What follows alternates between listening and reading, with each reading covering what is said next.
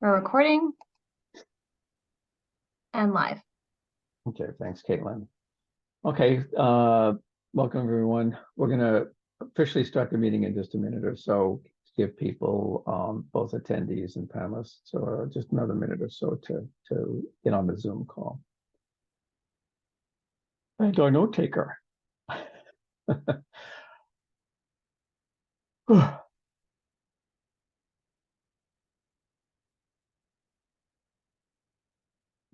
I see our attendees are filling up nicely. So it looks like Karen Boyd, thank you for attending and being on time. And we'll see if we can get the panelists here. We are waiting for our note taker. She's usually here on time. So we'll just maybe give her one more minute. Okay, Caitlin, what happens if Gretchen doesn't show up? Oh, there she is. There she is. Well, we are recording, so we do have the recording, Yeah. but Gretchen's here. It's awesome. Okay. All right. So we have 1, 2, 3, 4, 5. Well, we do have a quorum, and so let me just just bear with me 1 second. That's what I'm making note about now. And Joe, that was Alan Marquis couldn't make it, right? He's the one in traffic. Yeah, that's right. Yeah, thank you. Okay, well, I'm going to get started. We have a big agenda. This is Glenn Richards, Chair of the Newburyport Historical Commission. I'm going to officially call to order the virtual meeting, Zoom meeting of the Newburyport Historical Commission for the 14th of December, 2023. Please note, be aware that this proceeding, like all the city virtual meetings, is being recorded. We'll start as usual with a roll call of the commissioners, which also gives us a chance to make sure their audio is working fine. So in alphabetical order, I'm skipping over Andrew Bernhardt. I believe he's going to be absent this evening. So Mr. Biff Baus. Present. Okay, thanks, Biff. Mark Sandrone. Present. Okay, thank you. Christopher Fay. Yes, I'm here. Okay, Joe Morgan. Here. Okay, Ed Neumer. Saw you there earlier. We got your audio. Okay, Ed, I see it says connecting to audio. So let's see if we can get your audio going. You might need to unmute yourself on your side. What's going on? Glenn, I'm sorry, I had a technical snafu on the side. I'm here. Oh, yes, I hear you and see you. So, and you're in the list. So great. So you're here. All right, very good. Just so you guys know, Christopher Fay is on the fence as far as feeling well or not. So he may drop out, but regardless, we have 1, 2, 3, 4, 5. So whether he stays or not, we'll have a quorum so we can legally conduct business. Mr. Sartell is absent, Alan Marquis is absent, stuck in traffic, and Andrew Bernhardt is absent. Okay, running the meeting is Caitlin Sullivan, city planner, and Gretchen Joy is here taking minutes. Thank you, Gretchen. Most people are familiar with the Zoom format by now, but we probably will have public hearing sessions this evening. So I'll review instructions at that time. And I see Andy Port appears to have joined us too from the planning board, city planner. So he is going to be speaking later on. Okay, so we have 3, I believe, demolition delay applications. The first one is 20 Lafayette Street. I believe Mr. Ray Johnson is going to be kind of representing himself. He is the homeowner. So Ray, since let's see if you're there and we have your audio. Let's just check that. Okay, so Ray, can you just check to see if we can hear you? We have you unmuted on our end. You might need to unmute yourself on your end.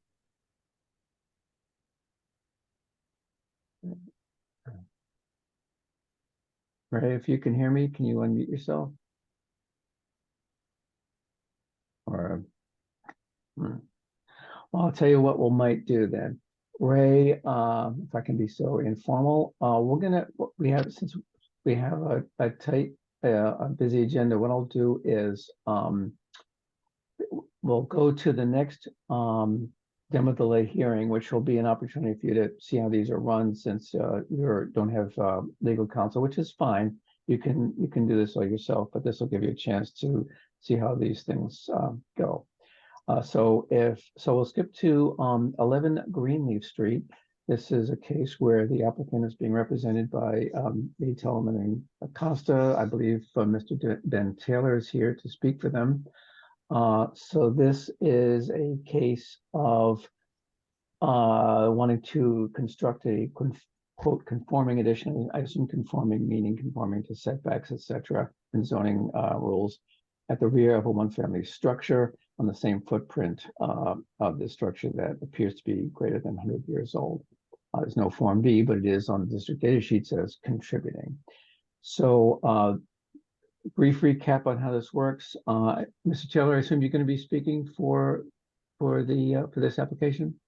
Yes, thank you, Chairman. Okay, I'll be presenting. okay. Sure. Yeah, okay. I'll turn over to you in a second. All right, so Ben will give us a review of where we start is to determine if the structure is historically significant and to be considered for preservation. Once that's determined, if that's determined to be in the negative, then that's the end of the story.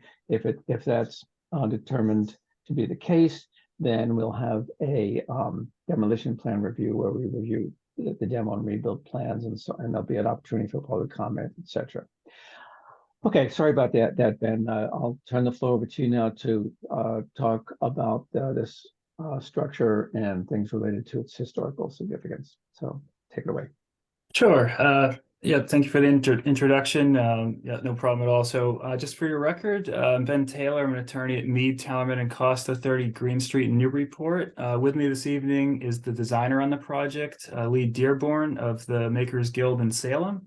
We're here tonight on behalf of the owners and applicants of the property, Noel Roycroft and Bob McCarty.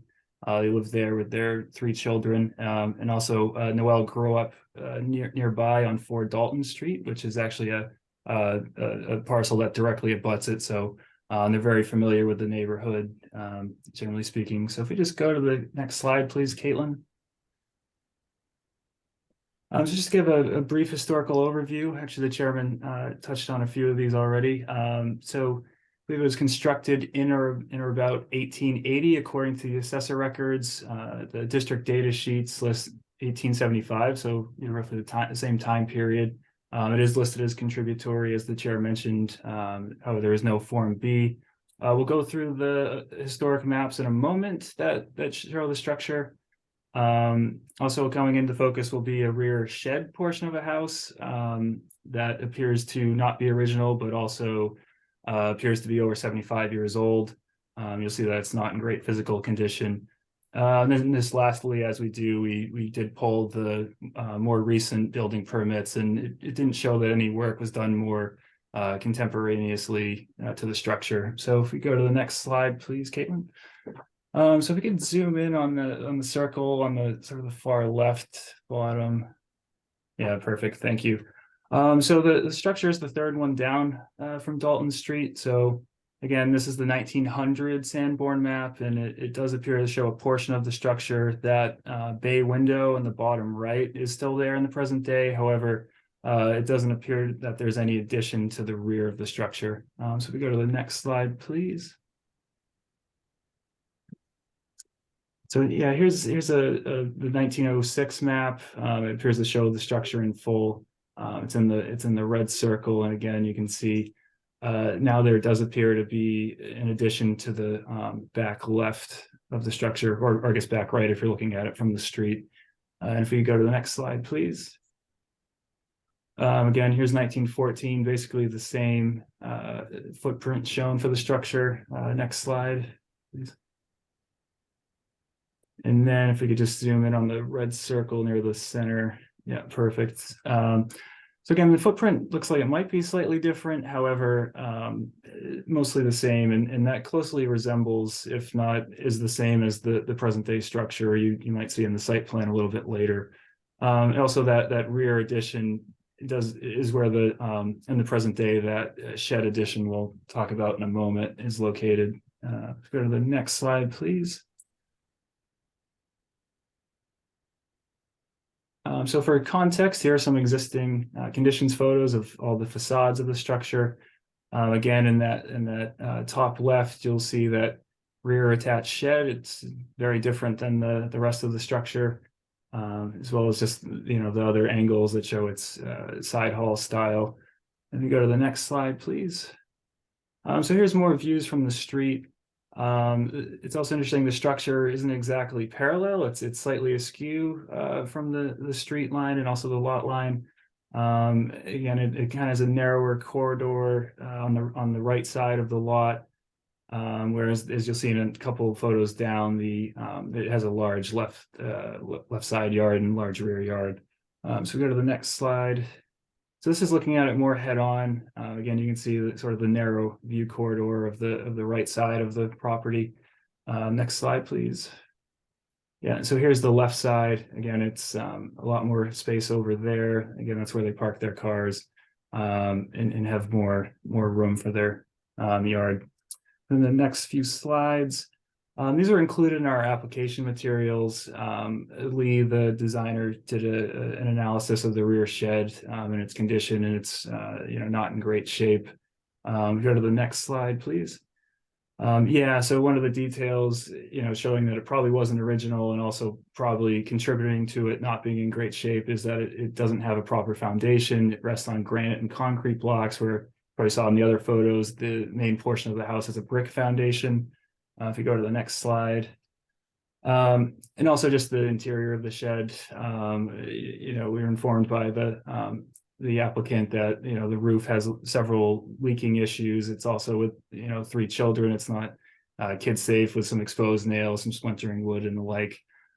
So with that basically sums up the historical background and summary of the present structure. So I'm happy to answer any questions the commissioners may have. Otherwise, I'll turn it back over to the chairman. Okay, thank you, Mr. Taylor.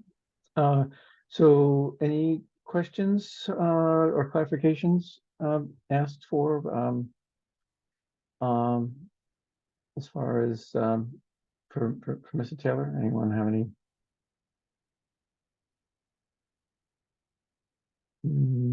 If not, we can also, the chairs would be happy to hear a motion. There's a couple of possibilities. We could, if the initial decision is whether it's kind of, as to refresh everyone's memory, it's that unusual three branched decision. There's 3 categories in which it could fall: not historically significant and considered for preservation, or historically significant but not considered for preservation. In the case, the only one of those that results in a further hearing is historically significant and considered for preservation. That's when we review the demo plans and so on. Usually historically significant but not considered for preservation is when something is so badly, a total demo case for something that's badly deteriorated and that kind of thing. Is anyone interested in making a motion? Either of the two. I'll make a Okay, motion. Okay, that's on Yes, Biff. this is which Biff. motion? I'll make a motion that 11 Greenleaf Street is historically significant and considered for preservation. Okay. I'll second the motion. Mark Sadron. Okay, thank you, Mark. Okay, so a yes vote means that it's significant. We can deem it to be significant and consider for preservation, and we'll go ahead and have a demo plan review. A no vote means you disagree. So we'll go around the board here. Mr. Baus. Yes. Thank you. Mark Sandron. No. No. Okay. Now, Christopher, do you want to refrain from voting or vote while you're here? How do you want to do that? I guess I can vote while I'm here, if that's okay with everybody. Yep. Okay. I'm a yes. Okay, Mr. Morgan. Yes. Okay, no, Alan Marquis is not here. I list here. Okay, Ed Neumer. Yes. Okay. Did you need my vote tonight?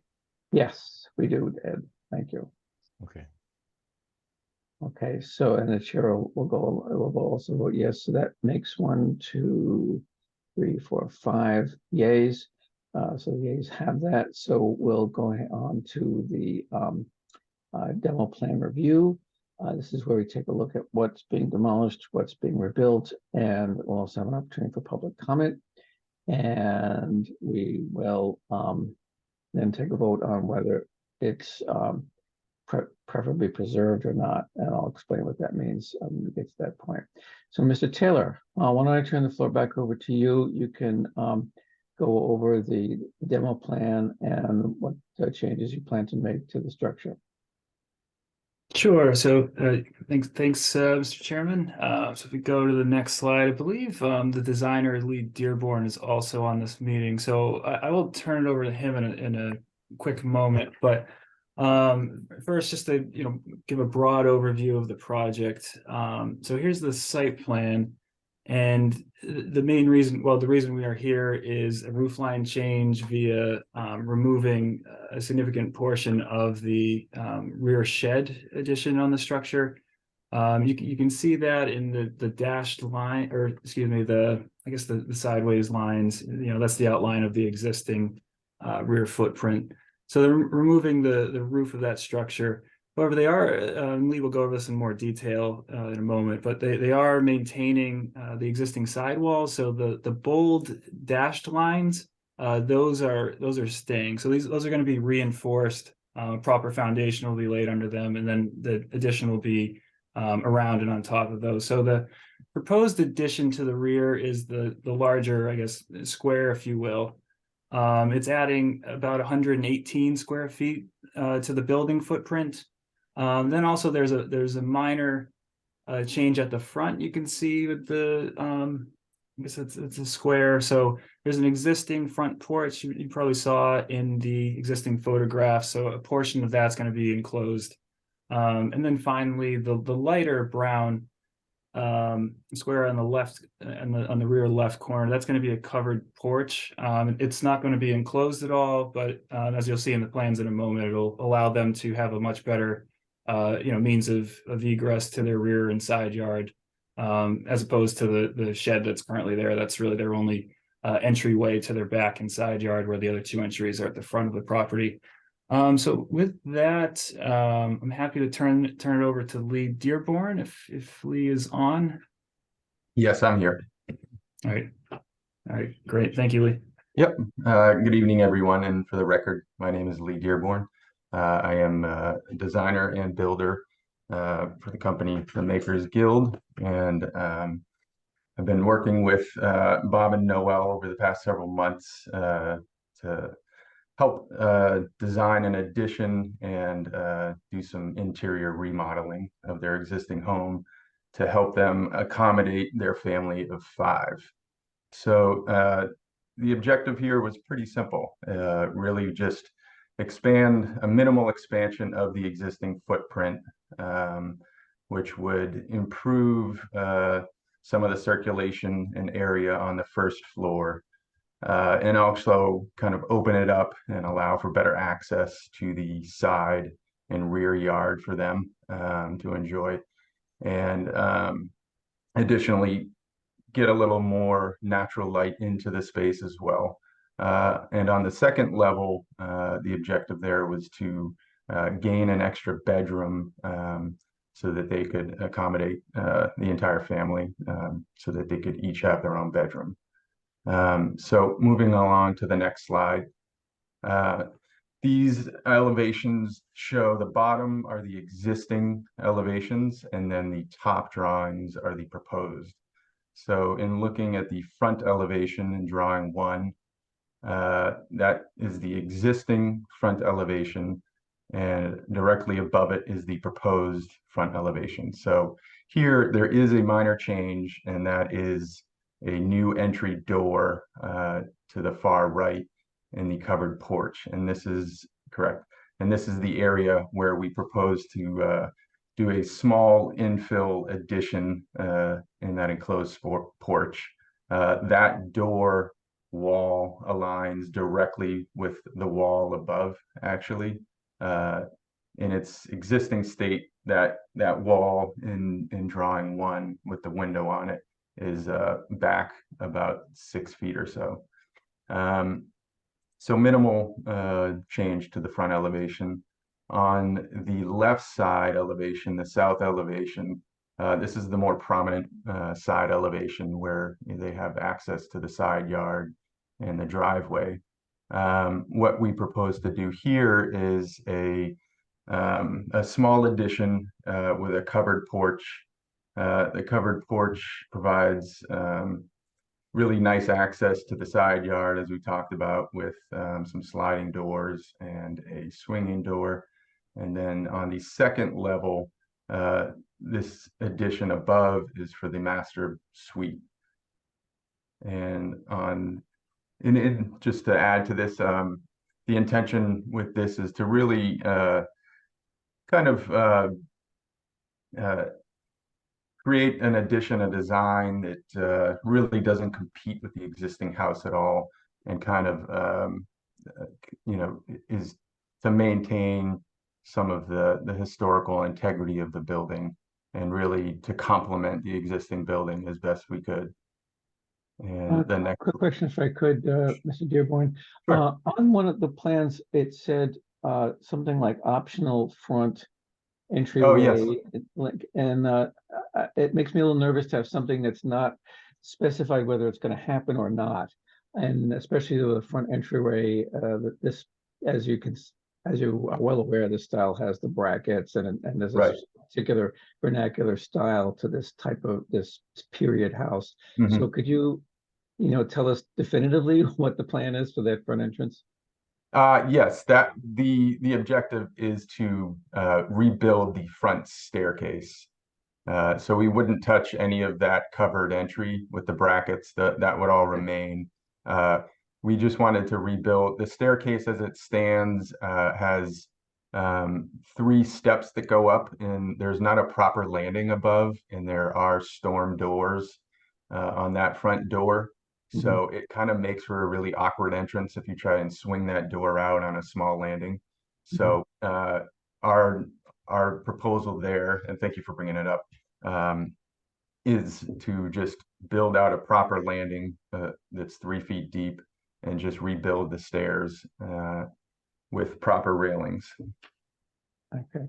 All right. So it sounds like stylistically very, very little change as far as the appearance of the entrance. Correct. Yeah. Okay. Thank you. You're welcome. And next slide. So first, looking at the rear elevation, we see the existing is the shed structure with the clad with shingles, and in the upper elevation, the proposed elevation, you see that what we're proposing is an addition with a flat roof. We wanted to preserve those rear windows on the 3rd level for several reasons: natural light, and views out to the rear yard from the 3rd level.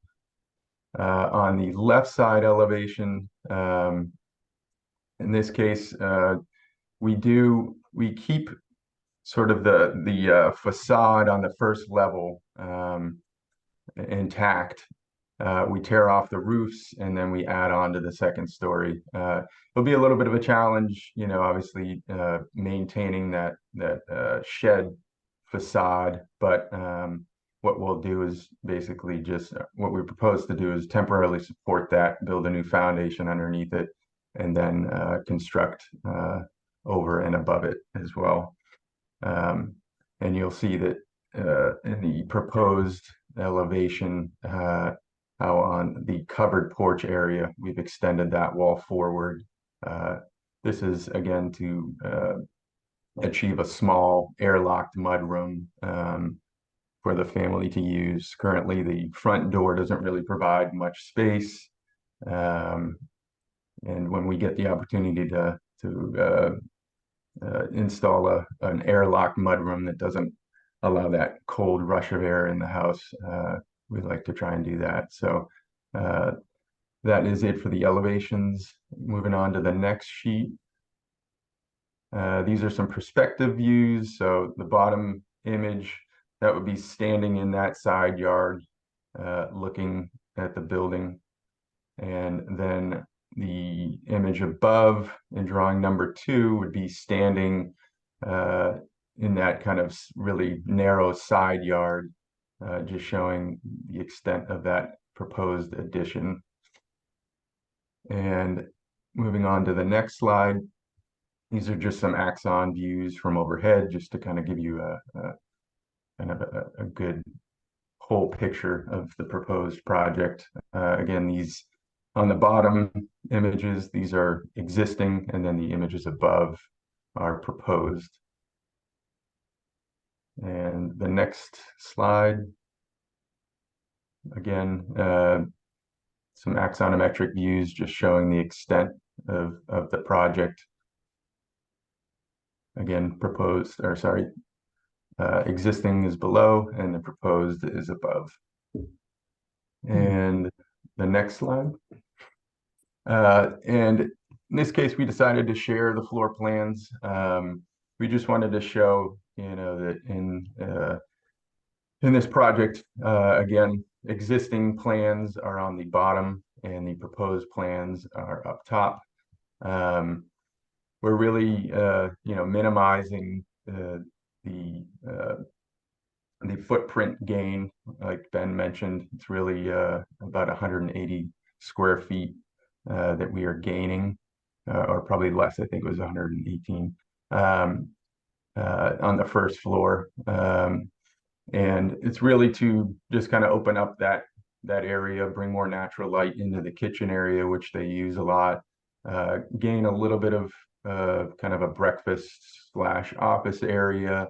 And the homeowners do work from home often, so the homes are needing to accommodate that more often now. And then on the second floor, really what we did here was we kind of shifted the bedroom. There are 3 bedrooms in the existing plan. We're keeping 3 bedrooms on this level, but we're doing some reconfiguring. And then on the third level, it is a finished space currently, but it is not conditioned. Currently, one of the children does have a room up there right now. We would like to partition that to create a bedroom and a small den study area. So in total, we don't, the net gain is still less than 500 square feet. And that includes, the shed is included in the existing area on the first floor because it is an attached structure. And,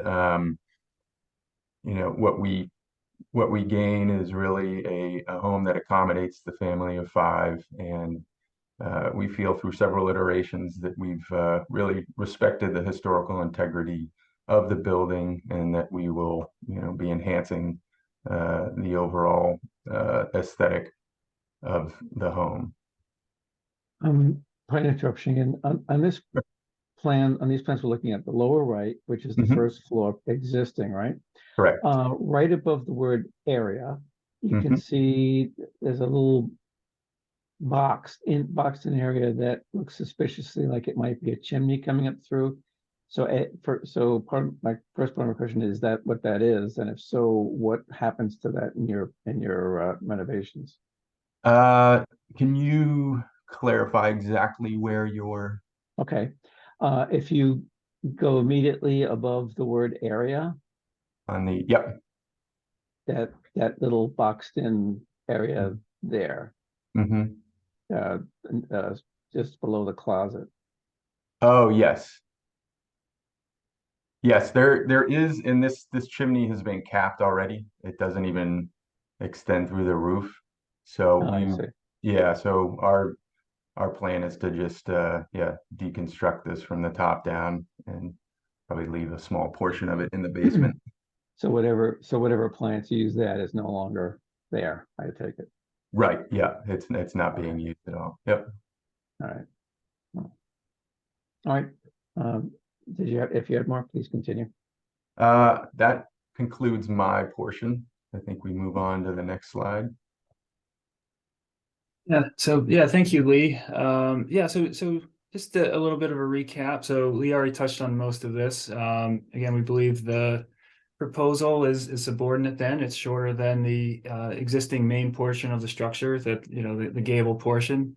Again, it's onto the rear of a side hall style. I don't know why this came up when I was thinking of it, but I remember I was at a meeting where I think it was at 9 Chapel Street. There was a similar style side hall structure that had a large addition off to the right of it, that was more problematic. However, this in the case it extends and also is really working off of the existing rear footprint of the shed. And also, you know, in this instance, the setting of the neighborhood also is significant. So there appears to be a lot of other structures in the neighborhood that have rear additions, some of which are also of the side hall style. So if we could go to the next few slides, please, Caitlin.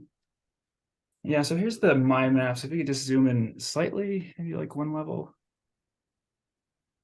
Yeah, that's good. So the applicant's property is outlined in the yellow shape there, but so you can see several other structures in the neighborhood do have additions off of the rear, some of which actually appear to be flush with at least one of the side walls.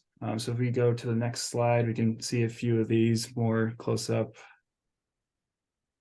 Yeah, so just starting at the corner of Greenleaf and Pond Street. So these are structures, the White House and the shingle clad house behind it. Those both do have, to some extent, rear additions. Can we go to the next slide, please? So again, you already saw the structure. This is 9 Greenleaf. This is right next door to the left of the applicant's property. Again, the rear right portion looks very familiar compared to what's proposed. Next slide, please.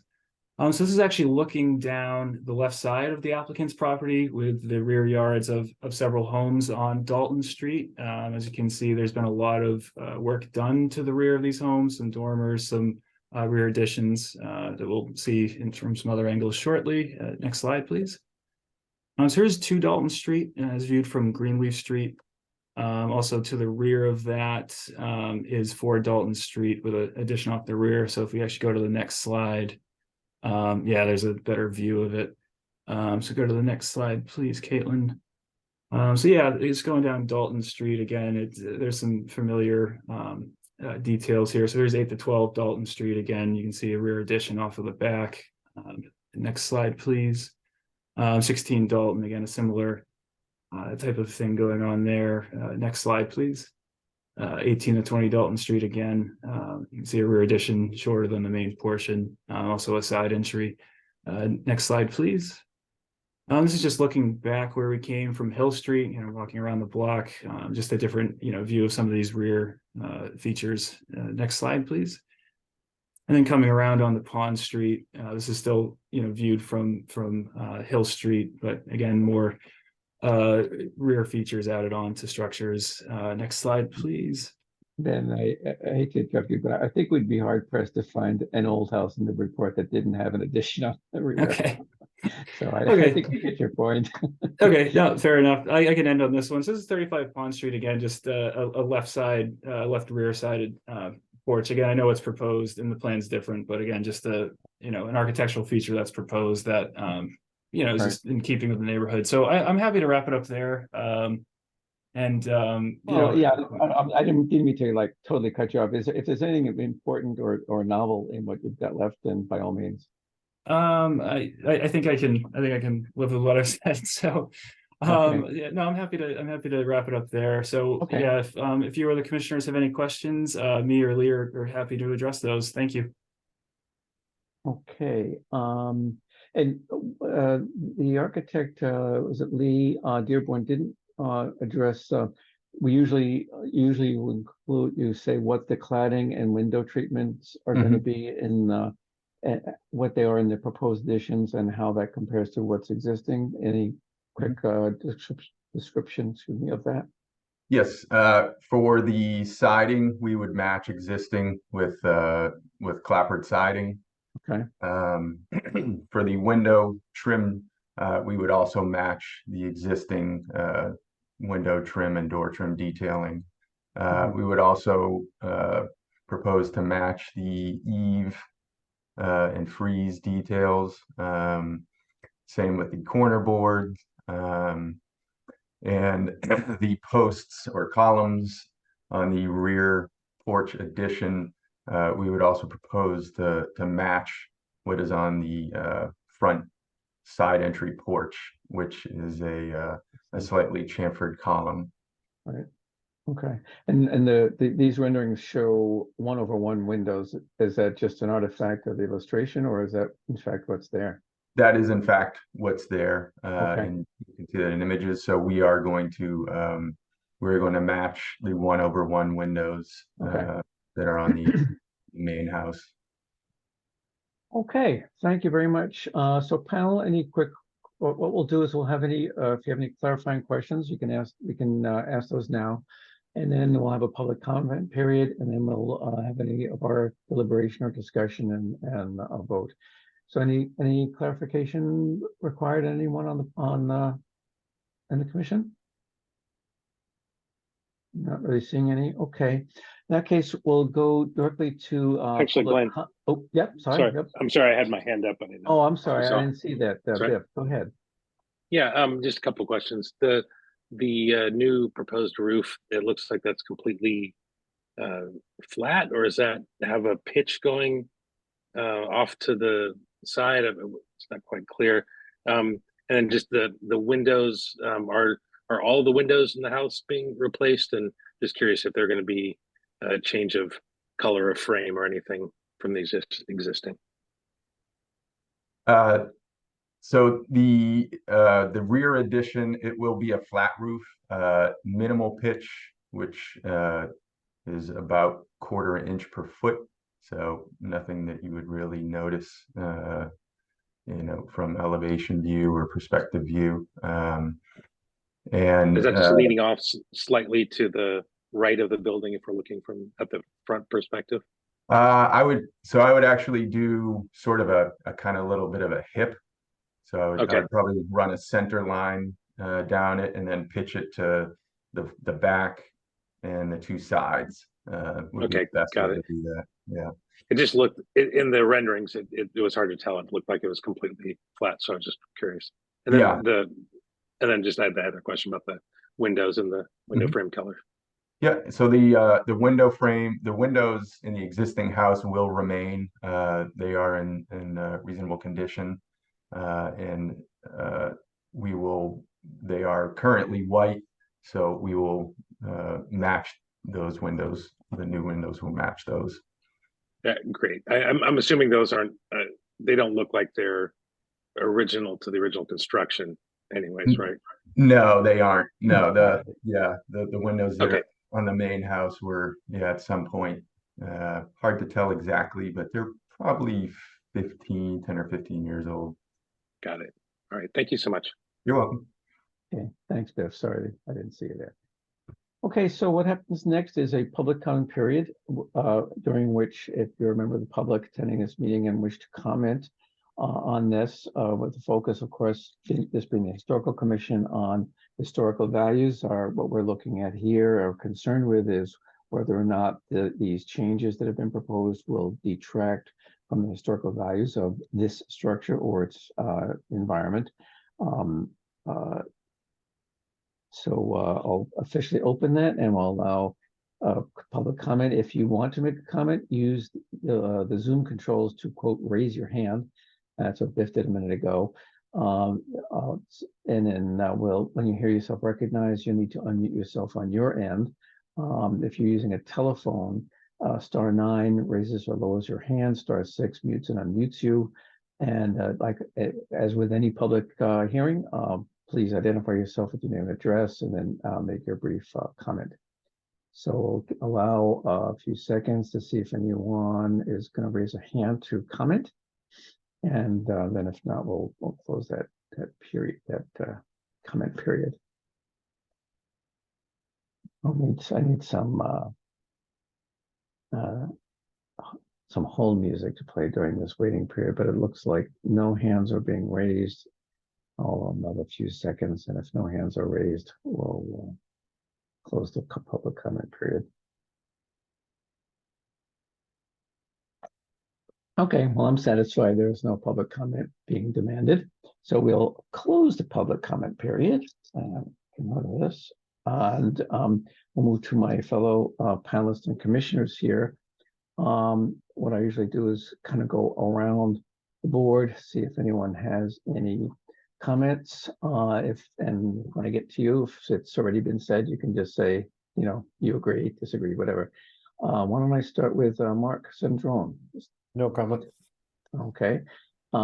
Biff Faust, any comments? I know you had a couple questions that were answered. Any other Yeah. comments about the? Just briefly, I think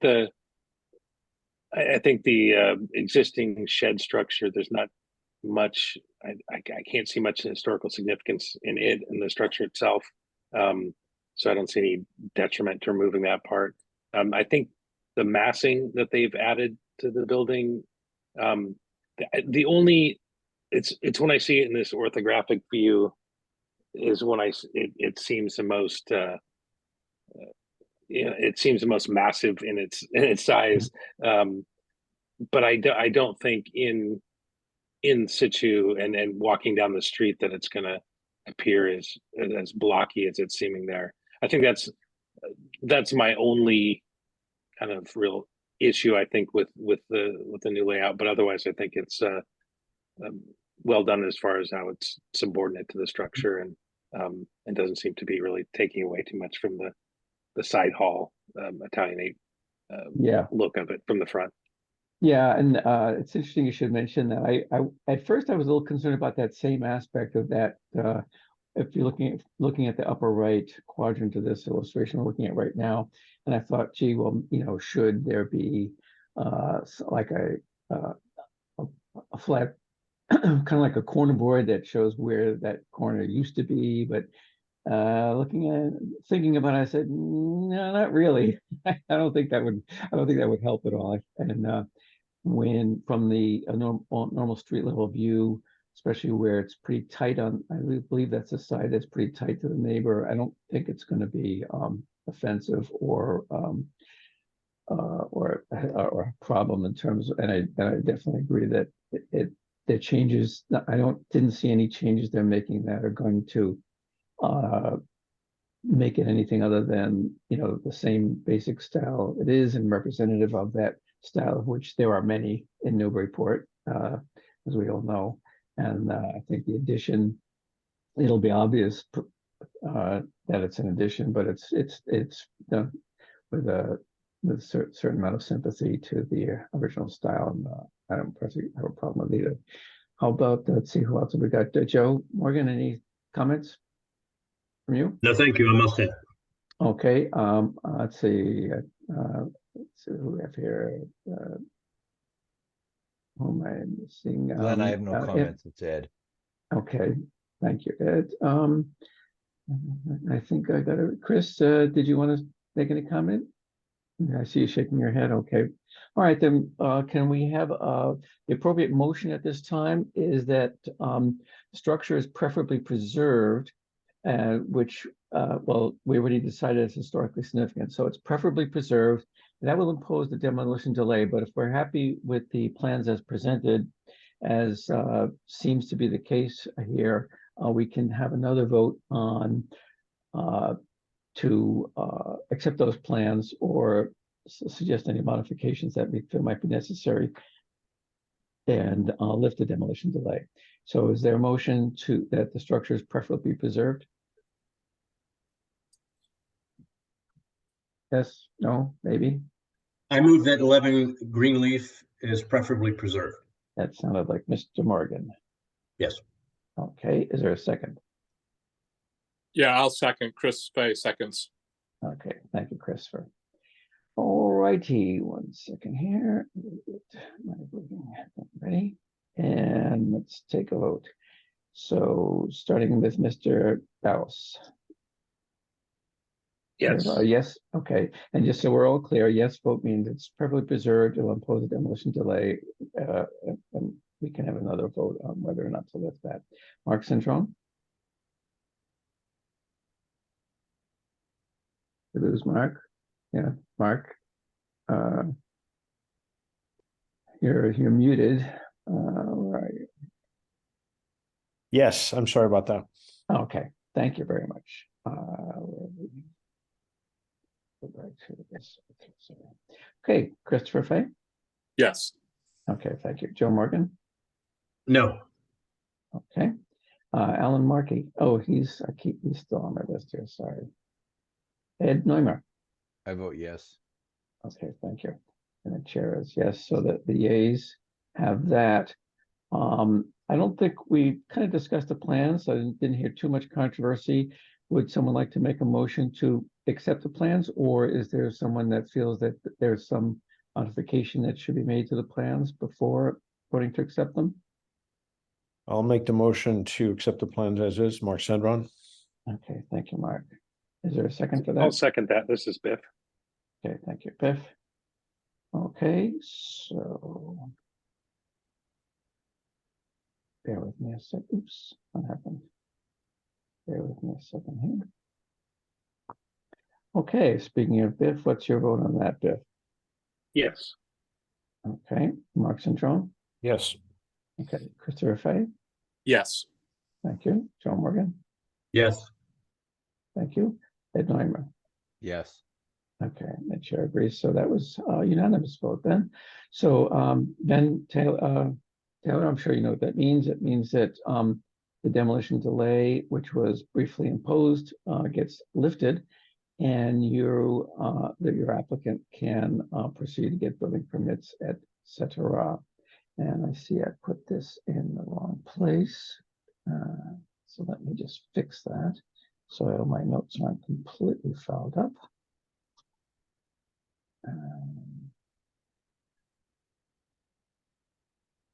Just give me a moment here to collect myself, and I'll proceed with the next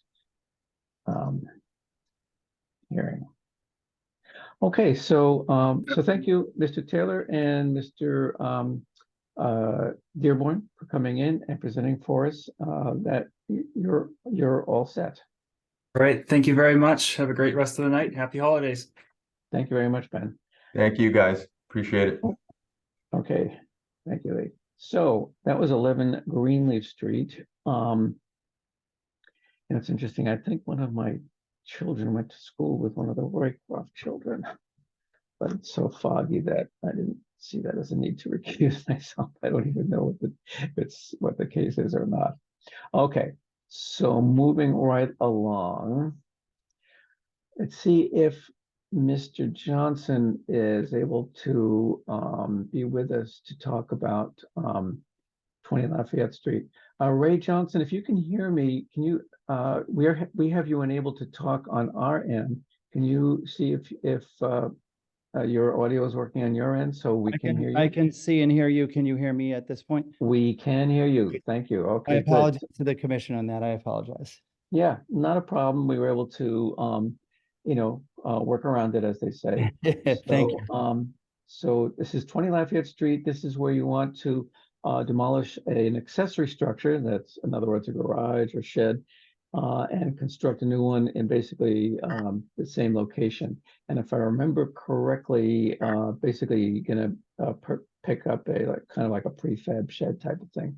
So it's the same deal as we just went through. If you're able to listen to the previous hearing, Ray, it's very similar. Yours is the same procedure. We have to determine if the structure, if you're not touching the house, in this case, the structure refers to the garage, is it or is it not historically significant? And all the other things proceed like the one we just did. So do you want to tell us briefly what you're about what you plan to do to what, so we Yes. can yeah, go ahead.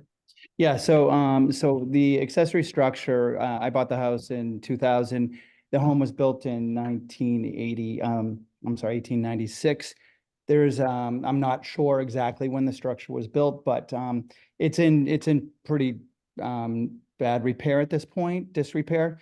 And I would like to replace it with a proposed prefabricated shed that would be actually a bit smaller in size. Today I guess we're to determine whether it adds any historical significance.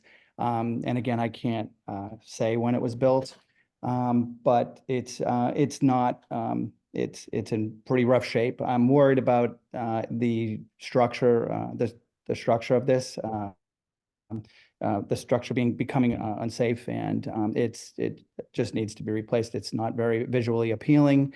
It's sinking in a little bit in some spots, and that's why I'm looking to do this. So if you go to the map, I don't know the date on the map. It shows it though. It's the small structure to the right. It's currently a 12 by 20.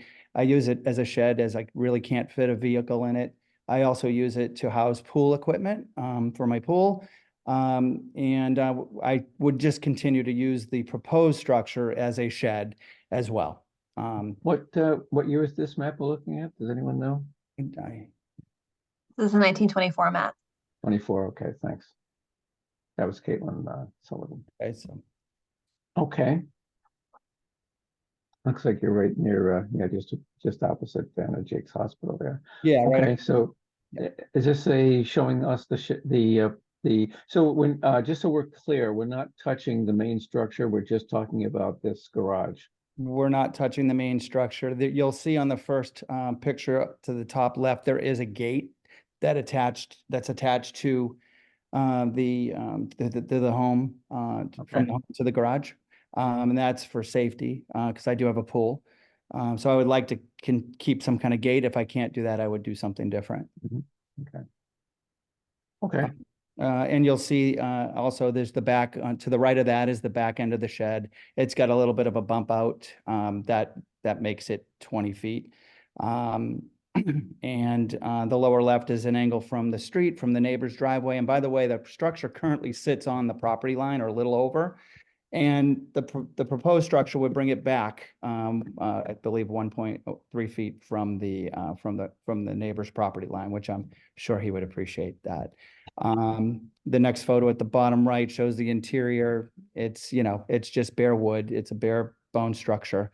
There's a couple of racks up top that came with the home. I put very light materials up there. And I did replace the garage door on it when I moved in 24 years ago. But again, the structure would look similar. The new proposed structure would look very similar. Again, just a bit smaller. It would be a 10 by 20 as opposed to a 12 by 20. And the height on it is currently 10 by 6. And with the grading and demolition, there is a concrete floor in there as well. That's all broken up. I would have that all removed, graded, and make sure that the structure would be no higher than 10'6". I'd try to keep it at 10'6".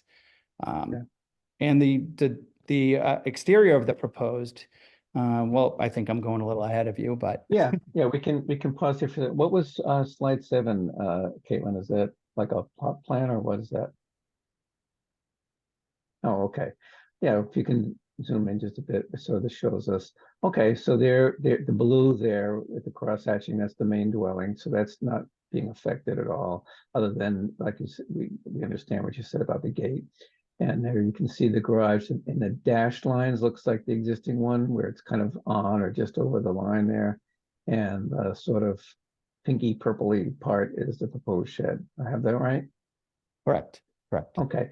All right. So I think we have enough information to consider whether this structure, by which I mean I'll call it either garage or shed, that the accessory structure is historically significant or not. Does anyone have any questions or clarification from Mr. Johnson or Johnston, sorry, before we make that motion and take that vote? If not, I'm willing to hear a motion as to the historical significance of this particular structure. This is Joe Morgan. I'll move that 20 Lafayette is historically significant and considered for preservation. Oh, okay. You don't want to just do the straightforward, whether it's historically significant first? No. I'll second the motion. Mark Sandron. Okay, that's fine. We can do it this way. So the motion is it's historically significant and considered for preservation. Make a note here, get this all straight. So a yes vote means that we proceed as with the prior one on Greenleaf Street. A no motion means it's not considered historically significant. they can proceed with this swap. So I'll go around the horn here. Biff Baus, what's your vote on this one? No. Okay, Mark Syndrome, No. thank you. Chris Fay, No. thank you. Mr. Morgan, No. okay. I'm hearing a pattern here. Ed Mark, I still got Alan McKee on that side. Ed Neumer, No. okay, thank you, Ed. And the chair can do little else but agree with my overwhelming board here. I think that's the right decision anyway. So, so Mr. Johnston, what this means is that we have deemed that this particular structure, even though it should, you're doing the right thing by bringing it forward to consider whether it might be significant given its age. But I think the board is satisfied that the loss of this particular structure isn't going to have any deleterious effect on the historical nature of either your property or the neighbors, and you can proceed with your proposed. You'll be able to get a permit for your demo, so you can replace it. All right. Great, thank you. Thank you very Hey, much. thanks for coming in. Thanks for your time. Thank you very much. All righty. Next, yet another demo delay hearing. I think the 3 of 3. This one is 376 High Street. Interesting property. We've probably all seen it as we cruise up. It's near where High Street takes that bend, turns into Story Avenue, or at least not far from there. We have Renee Bordeaux is, I'm not sure if she's speaking on behalf of the applicant, or is the applicant, and Scott Brown. We know Scott Brown as an architect who has appeared before us on many occasions. So what they plan to do is construct a 2-story addition at the quote-unquote rear of the existing historic structure. So I'll let them go into that. We'll start by taking a look at the historic, whether or not this main structure is historic or not, and so forth, and whether it deserves protection. And then we'll get into exactly what the plans are. The reference to rear being in quotations, as you'll see as we go through these views and plot plans and so forth. The front entrance of the house is on, what is that, Plummer Street, I believe? Upland Road? Upland Road, thank you. Was that Renee? Yes. Okay, thank you. Are you the applicant or are you an attorney, Renee? I'm the homeowner. Oh, you are, okay. Yep. Okay, so even though this is a legal hearing, sometimes I slip into the relative informality of using people's first names. I hope that's okay. That's fine. Okay, all right, so yes, so the main entrance is on Upland, but the address is High Street. So the rear in this case is, if you're standing on High Street, you're looking at sort of one side, kind of a southerly side of the structure, southeasterly maybe, and then this addition would be on the left part of that. So Renee, you probably heard how these hearings proceeded. This is the same as the 2 that came before. So the first step is to consider whether the structure is historic or not. Now it is, let's see, where are we here? And you also have talking about demolishing existing accessory structure, I see, so we'll need to talk about that as well. So it is listed in the district data sheets as contributing. Interesting, there's some contradictory information there. 1800 or 1850, big difference there, and also federal or federalist, a term which I don't recognize, but federal period or Italian, I think it needs to decide one or the other, frankly. It's hard for me to imagine a house that's both of those at the same time, but we'll get to all of that. So, so the first step is to talk about the historical significance in that. So, Renee, is there anything you would like to review with us regarding that aspect of things? Sure. Good evening. As Glenn mentioned, my name is Renee Bordeaux. I'm also joined this evening by Scott Brown, the architect for the proposed projects. My husband, Dan, and I purchased this 2-bedroom home at 376 High Street in the spring of 2012. And we currently live in this home with our 2 young sons as well. Over the past 11 and a half years, we've worked tirelessly to retain and rejuvenate the historic character of the home on both the exterior and interior. And I'm sure if many of you have driven by it in the last 11 and a half years, you may have seen Dan or I outside doing various things to the home. Next slide. As Glenn mentioned, it was constructed in or about 1850, according to the assessor's records, and 1800 and 1850, according to the district data sheets. The property also has a garage in the quote unquote rear of the building. There used to be a driveway along High Street that went behind the rear of the building to the garage. That was no longer in place when we moved into the property, but at one point that was the case. As noted, the home is a Federalist Italianate according to district data sheets. Looking at all the Sanborn maps, our house first shows up on the Sanborn map in 1914. I'll get to that in the next slide, but that drawing has two additions that do not exist today. And the 1914 Sanborn map also does not include a bay window bump out on the rear of the house, which in the proposed plan we're proposing to remove. There have also been many additions added and removed to the house over time, which we can show through a series of photos in the upcoming slides. So next slide. So here's the 1914 Sanborn map, and this is the first time I could find our house showing up. As you can see in red there, it's a long structure. Again, the front facade does not face High Street, although it has a High Street address. The home, so, we kind of refer to the front facade, and the Upland Road, we believe, was constructed and established around the late 1940s, early 1950s, based on the construction date of some of our neighbors. Next slide. These are a series of photographs that were left at the property from previous homeowners when we purchased the house, just for reference. We recently removed all the forsythia bushes in the front of our house to bring back this fence. We just loved it from this photos, and we thought it was really important to have it retained at the property. I know many people were sad when we removed the forsythias, but we kind of showed folks who were concerned about it that long ago there used to be a really awesome fence. And so again, this is a really early photo of the house showing it. Again, just that small end cap facing High Street. And if you can see the distance behind the horse, there was an old barn that used to be on the property, which no longer exists. Next photo. So is this, I'm sorry, so that picture that you're just showing us with the fence, this is looking like you'd be standing on High Street. Okay, that is correct. Yeah. Okay. Yeah, that makes sense, because so that's the same orientation it has now, where the front entrance there faces upland. Yeah, we have a sidewalk there now, as opposed to, it looks like here may have been a main entrance where, carriages or whatnot drove up. Yeah.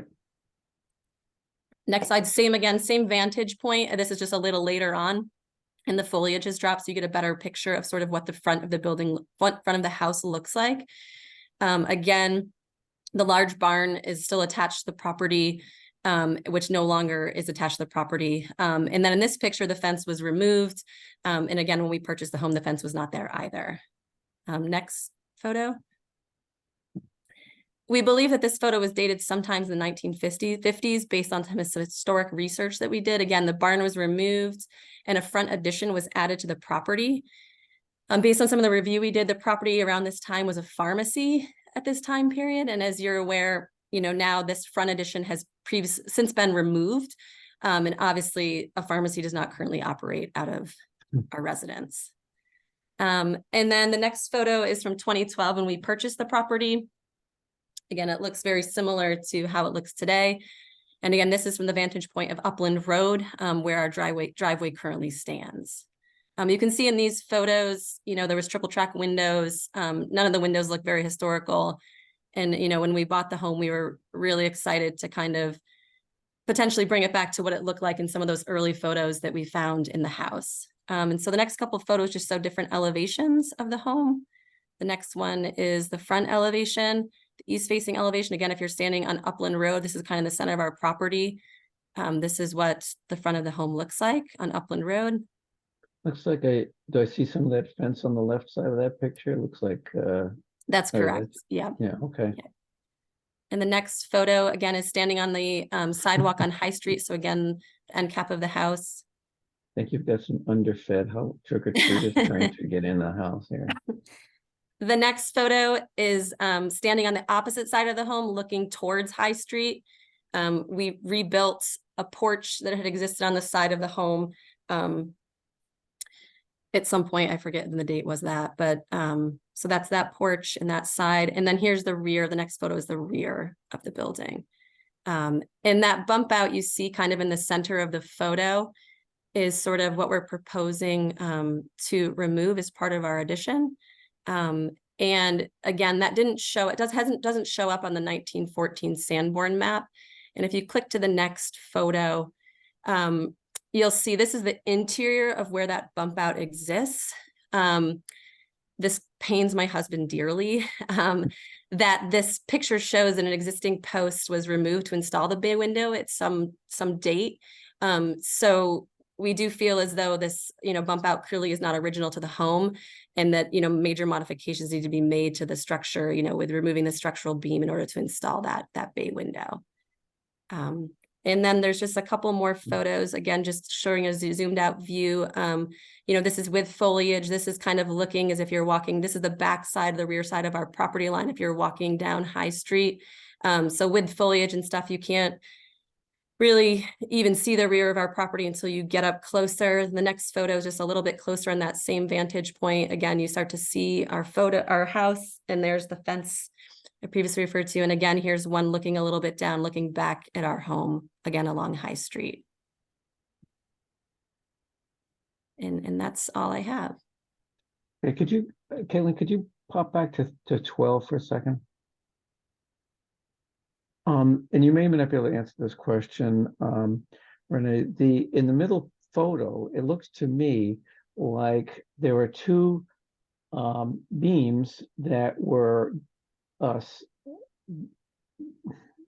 were cut away to have to fit into another beam coming at the right angle. You can see one on the right side there, and typically there would be something supporting it at that point, because obviously, it's a kind of a tongue and groove type of construction, which is fine.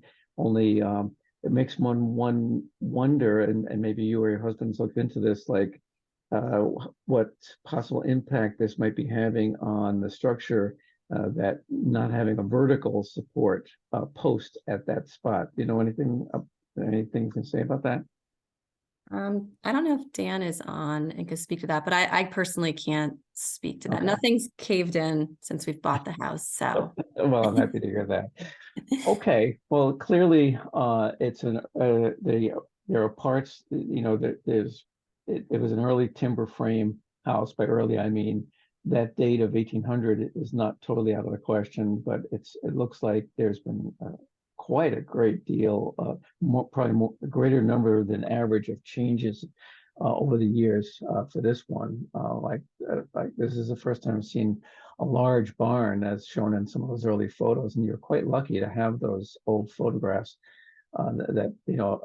quite a large barn that's now completely gone. So anyway, any clarification questions for the applicant here, Ms. Bordeaux? Okay. Well, there's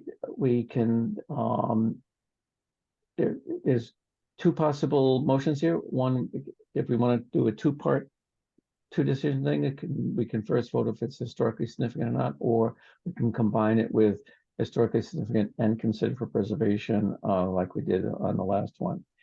So if someone feels moved to make one of those motions, we can proceed. I don't all jump up at once. Okay, I'll make a motion that 376 High Street is historically significant and considered for preservation. Okay, and that sounded like Mr. Baus, correct? Correct. This is Beth. Yes. Okay, thanks, Beth. Okay, is there a second for that motion? I'll second the motion. I think that was Mark Mark. Sendron. Okay, thanks, Mark.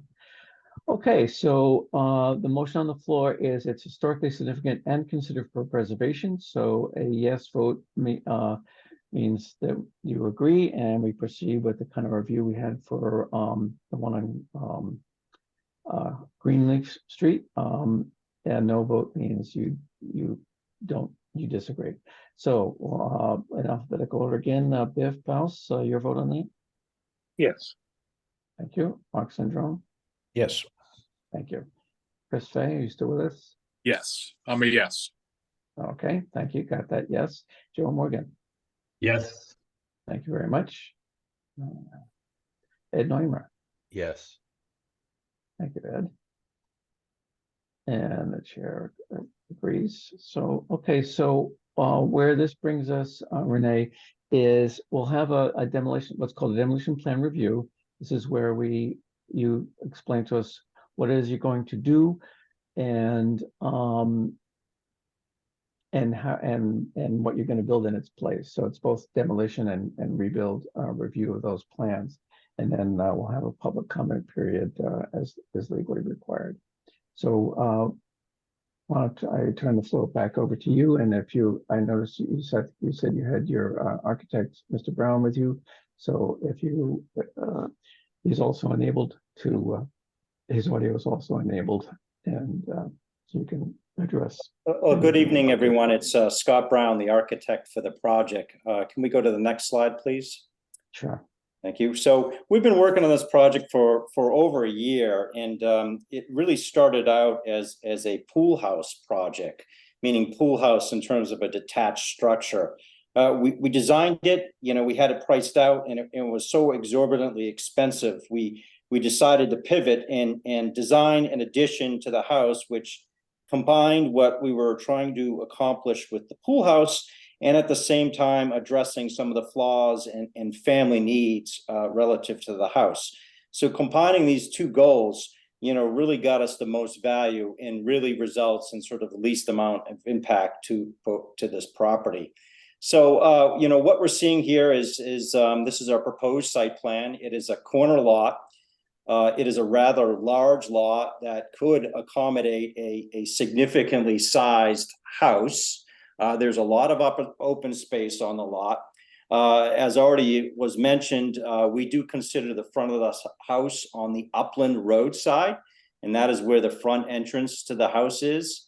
And to the rear of the property, as we face it from upland, that is where we're proposing to put our addition to the house. So this addition is one story addition, with the majority of it being 2 stories. We've located this so where it has the least amount of impact on the house, and at the same time, it also meets sort of the dimensional requirements with regard to zoning. So no other permits will be required for this. We have also set this back nearly 9 feet from the face of the house as you view it along High Street. And again, this is for really 2 reasons: 1, architectural, and 2, really thinking about the least amount of impact on the house. Next slide, please.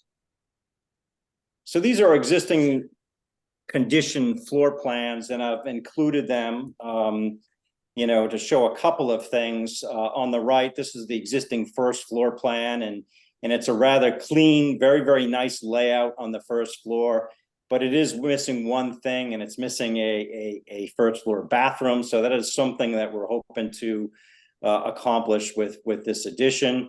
I have highlighted that bay that we were just looking at, where that timber frame post was cut out, and this is going to be our entrance to the new addition. So that bay will need to be removed.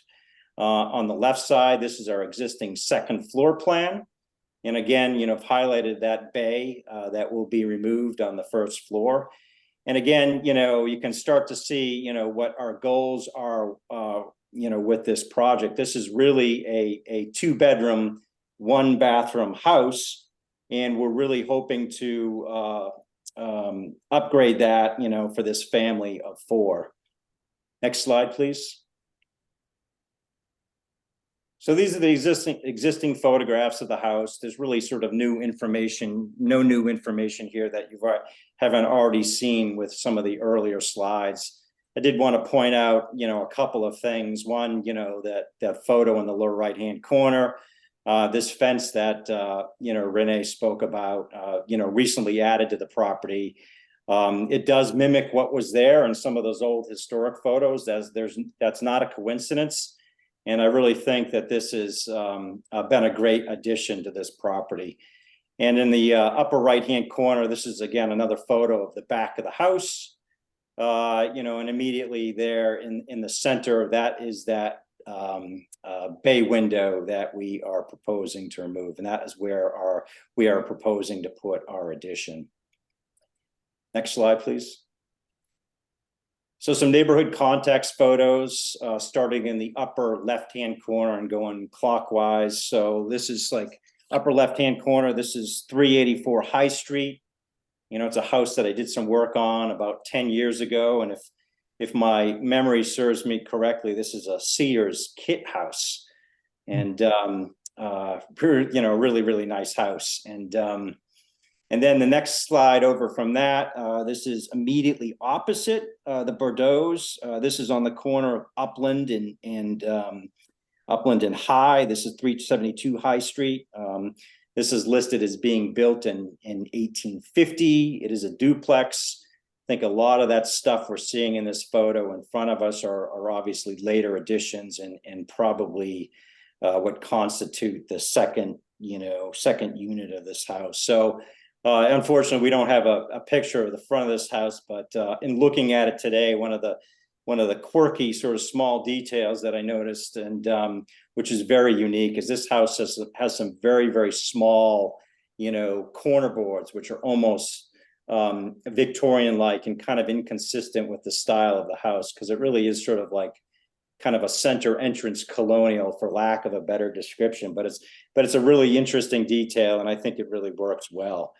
And I'm to sorry, the right, Scott, are you talking in that comment about the corner boards? You're talking about the subject property or this one three? no, I'm just going through like picture? 372 High Street, Okay. photo number 3. It's just, I mean, if there's anybody on the call that's into sort of details like I am, Okay. it's really worth looking at. They're really tight corner boards, and it's very unique. And and immediately to the right of that, the photo labeled the photo number 2, 349 High Street. This is a house that's listed as built in 1742, which I think, makes it, kind of the oldest house, in this neighborhood. And I think it's the oldest by far. And, this is a house where I think the owners have done a really excellent job of, restoring this and maintaining it. And, I've long admired their efforts. And it's a house that really catches my eye, every time I go down High Street. And finally, the last 2 photos here, photos number 4 and 5, 12 Upland being the immediate abutter. Both of these houses are, obviously, ranch style houses built in the 1950s. Next slide, please. So the next 4 slides follow a format that by now you folks are very, very familiar with. On all 4 of these slides, we have the existing conditions, on the top, and on the bottom we have the proposed elevations. So this is what we're considering the front of the house as you would see it from Upland, and we are not proposing any changes to this facade. Next slide, please. So going counterclockwise, this is the right side of the house, also the north elevation. And immediately in the foreground here, this is what I think is some later additions to the house. This had to have been done had to have been added to the house some point after that barn was removed. And in the lower left-hand corner, this is the porch addition that Renee was speaking about, that they've added sometime since they've owned the house. And on the bottom, our proposed elevation immediately to the right there, way in the background, it's set pretty far back from this side of the house is our addition. And you can begin to see sort of like this 1-story kind of conservatory type, conservatory like single story addition, which is sort of an L shape that kind of grabs this corner. And it's really intended to sort of look like a later intervention to the house. And beyond that, it's our 2-story addition. Next slide, please.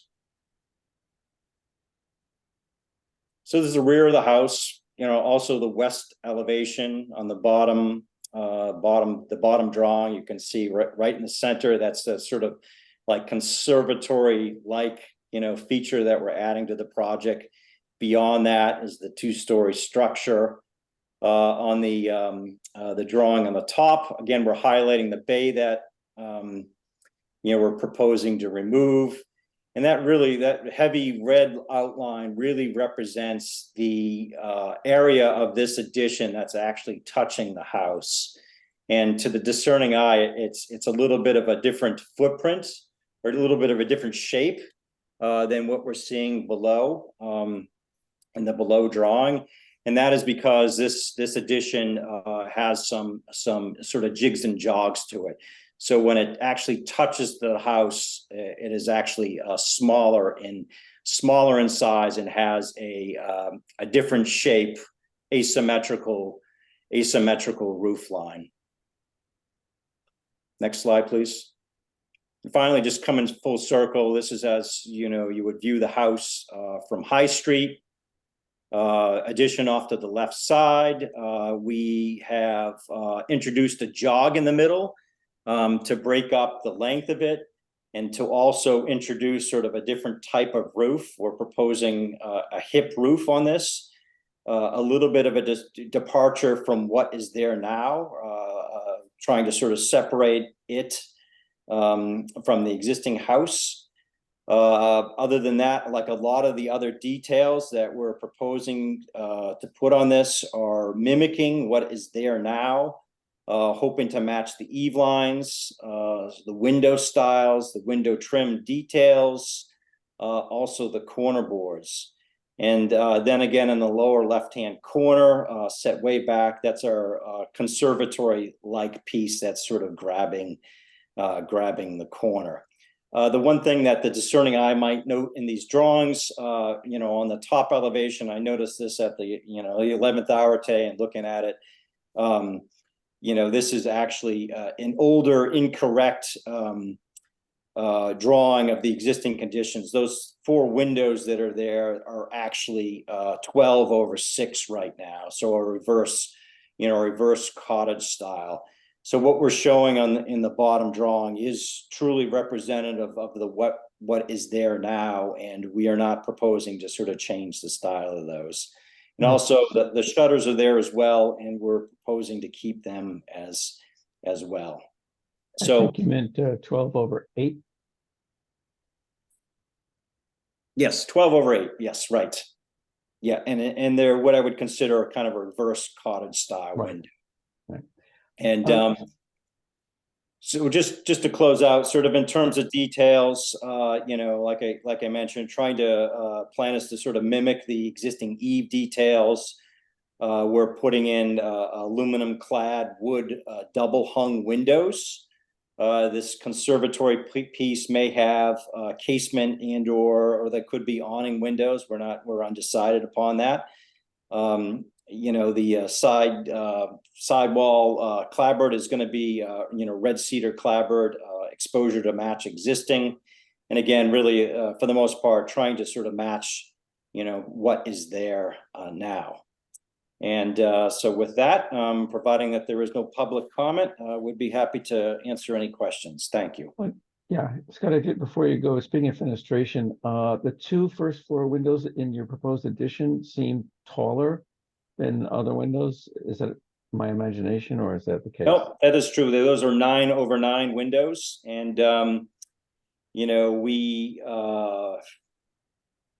played with a number of different configurations, and that's where we landed is sort of like the best looking thing for this addition.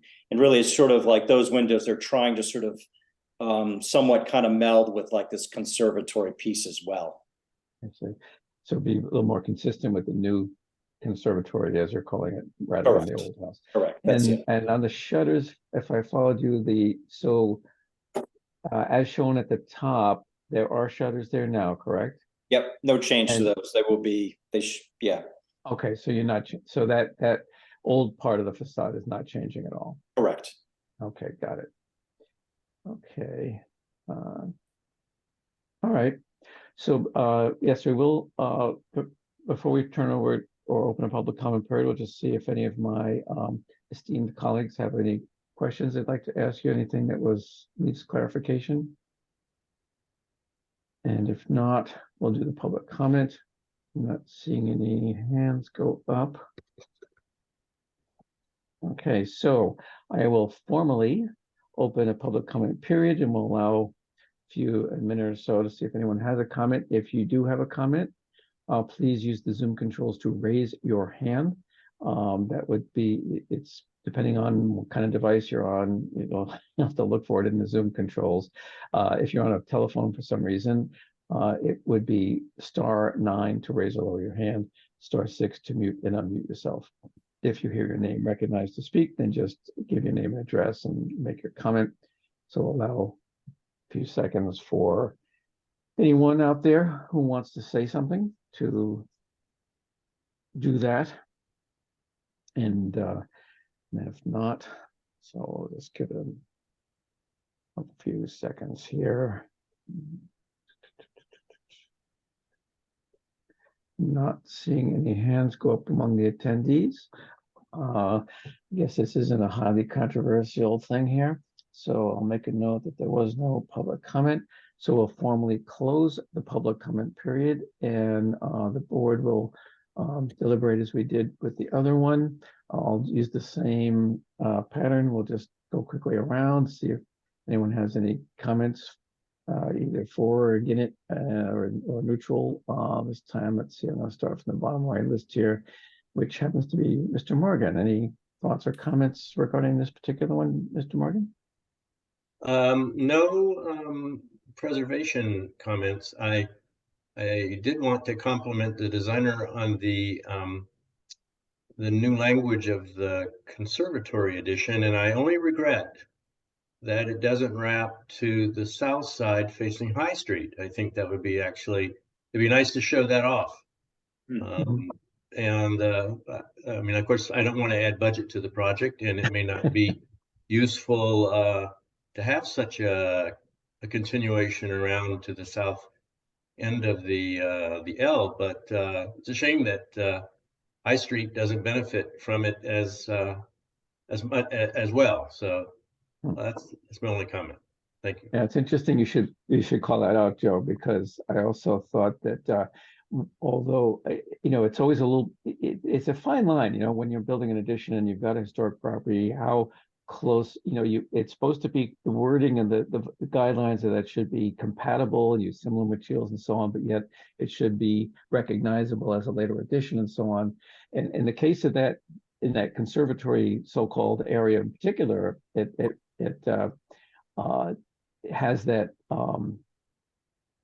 I think it meets those criteria nicely where, it's compatible materials and kind of feel, but yet it's clearly a newer style addition. Absolutely. I think the language, it includes the historical scale of the windows with the Munton cadence, but and likewise the trim, but it also adds some of the panels below.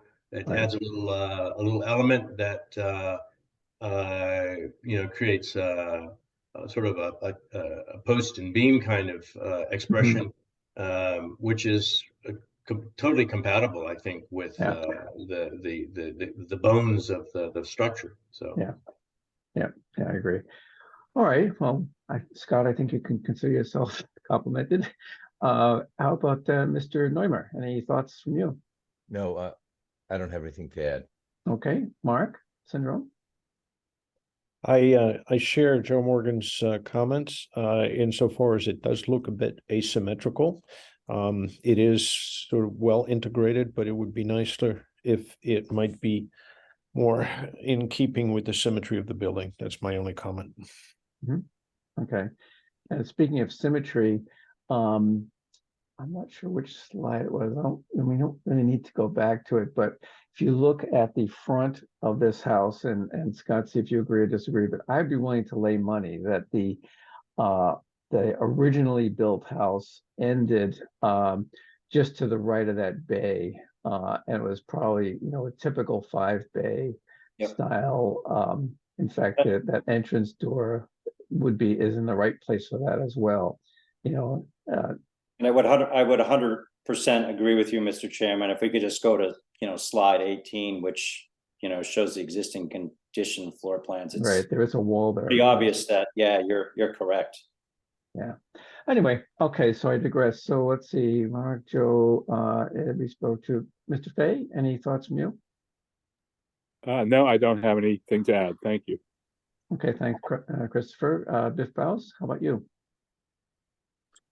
Nothing to add. Okay, all right, well, very good. So would someone like to make the motion that the structure is preferably preserved?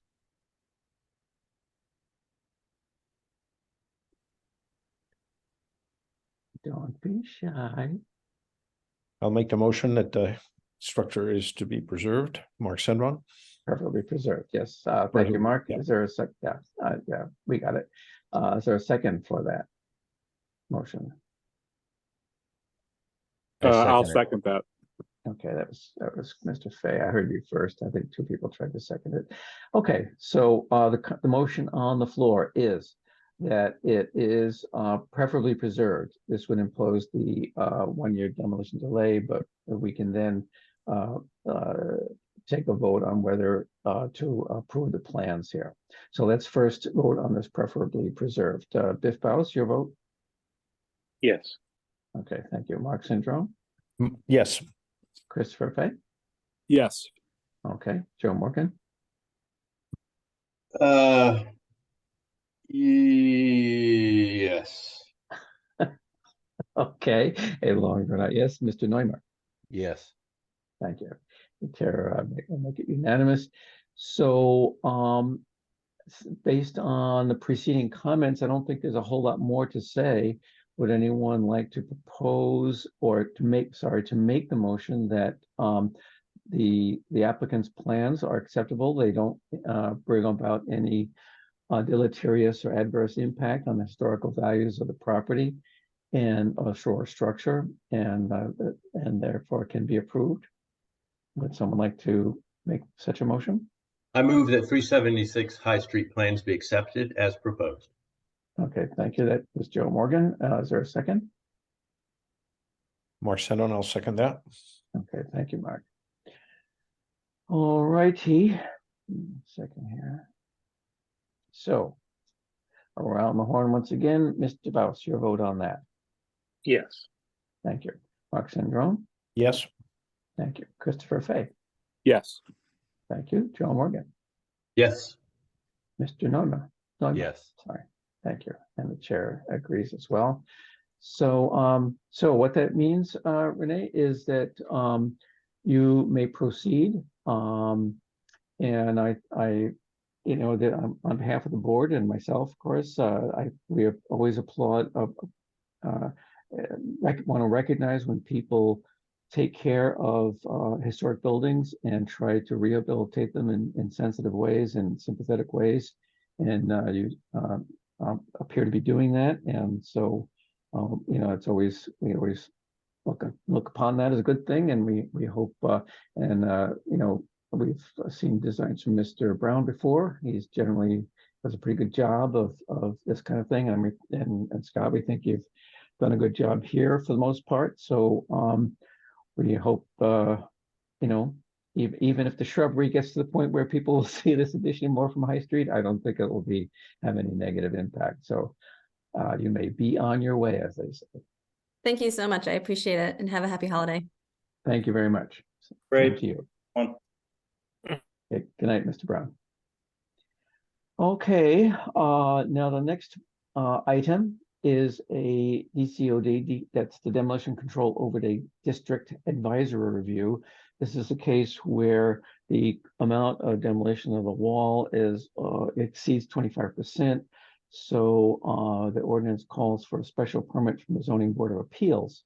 So we do not get to decide whether this gets to go ahead or not. The ZBA does that. One of the things they consider, among other things, is our historic report.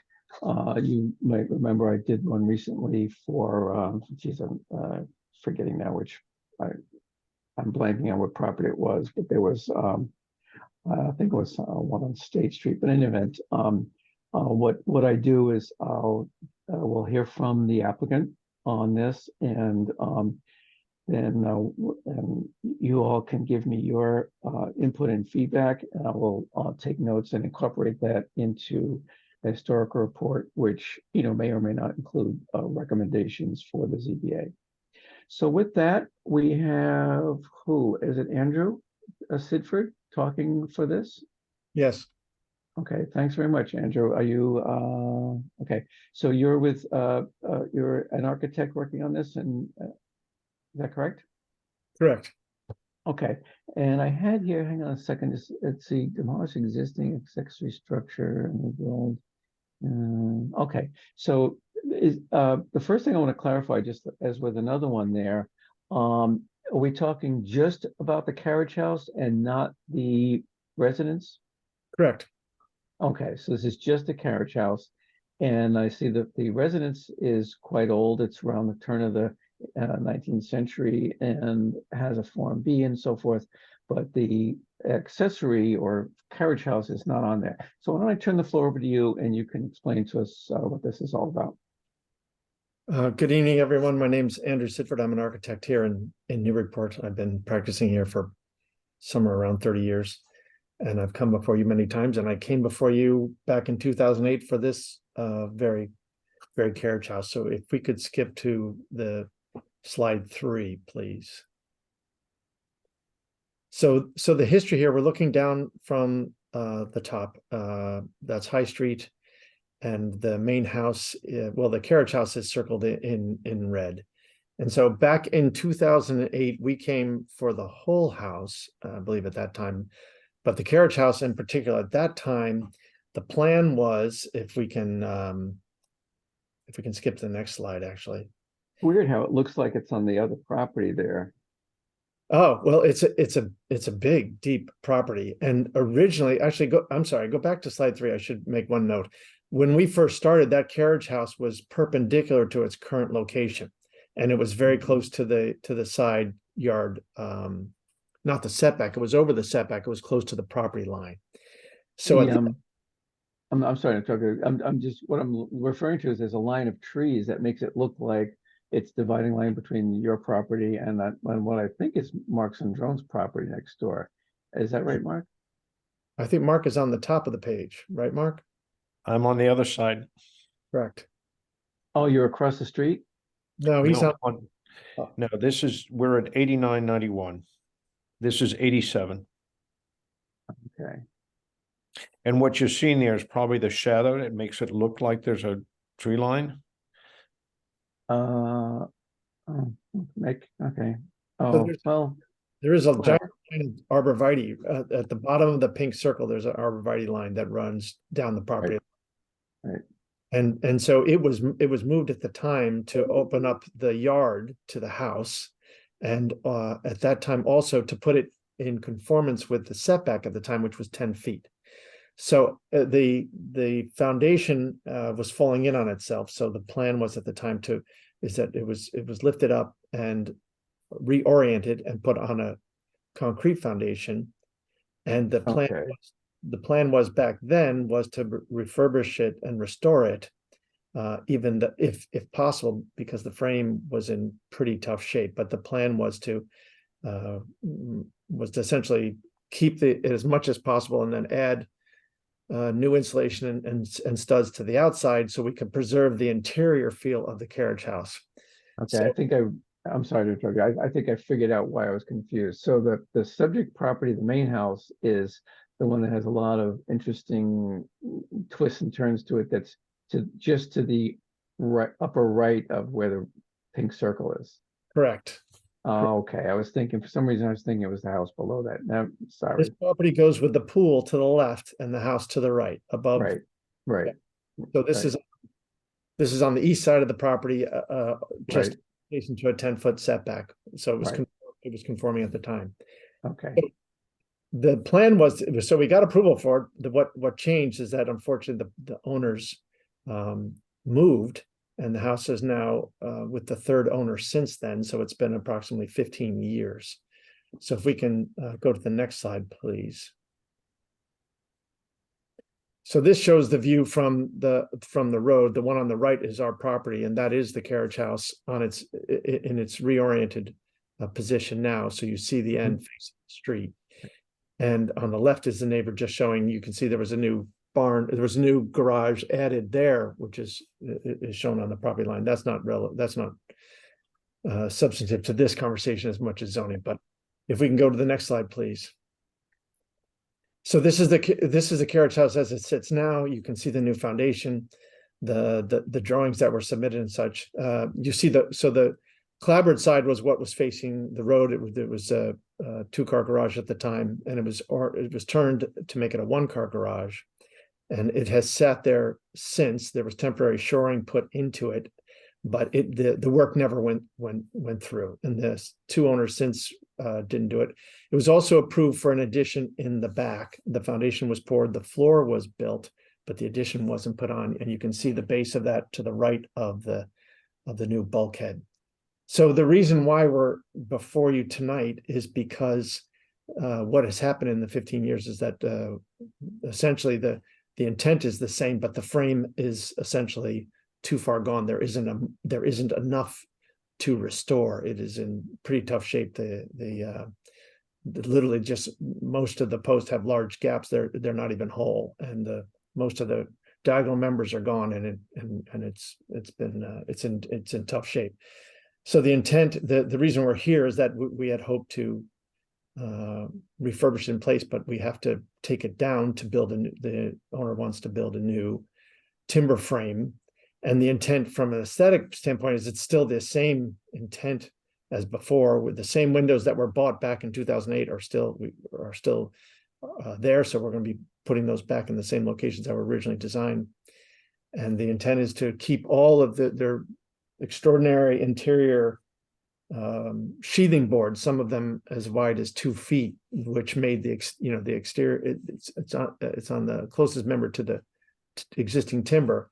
So the intent is to take it down, put the new timber frame, and then all of those beautiful sheathing boards we're going to be putting back, so that the interior finish is the same beautiful old wood, and we'll be then insulating on the exterior of that and adding in clapboards and the shakes as the shingles as they are, to try and preserve the original intent, but making it up to code in terms of insulation. So nothing has really changed in terms of intent. It's just the frame.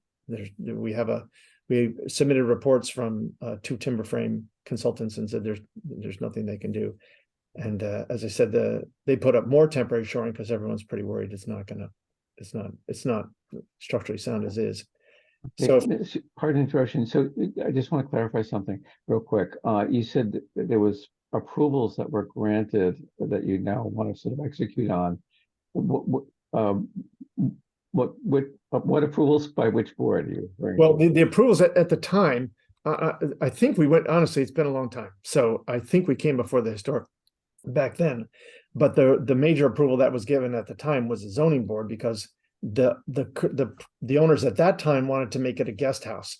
And so in order to do that, because it was detached, we had to get a variance to make it a 2-family, because even though there was enough land, there was not enough frontage.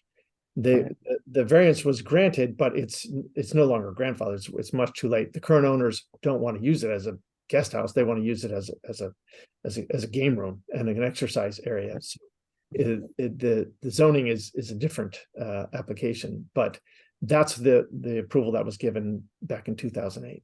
Okay, so it sounds like that's not terribly relevant. So you're going to be back. So currently, the ZBA is obviously is going to be considering a special permit, and it's not for like a two-family or anything like that. It's basically to execute these plans that you're reviewing with us now, right? Correct. These are the plans Okay. from 2008 and that were approved by them. They're so essentially the same idea. Yes. Okay, So thank you. if you can skip 2 slides.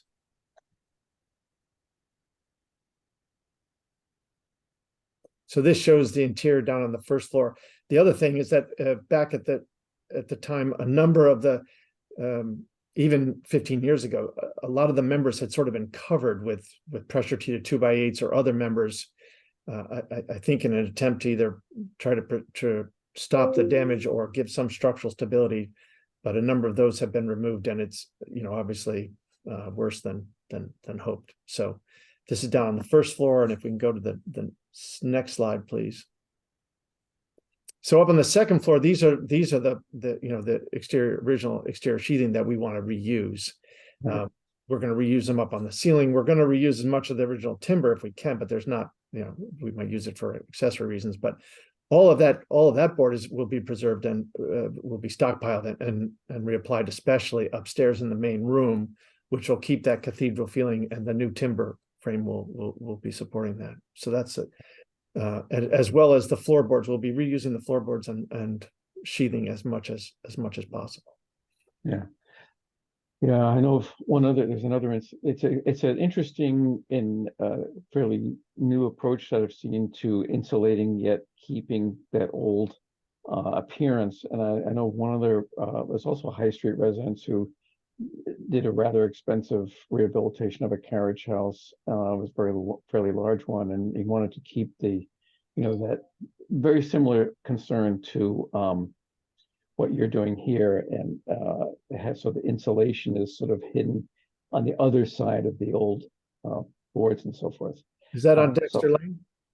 Very much so. You know about that? That was the Walter Clay's property. That was our project. Oh, was it?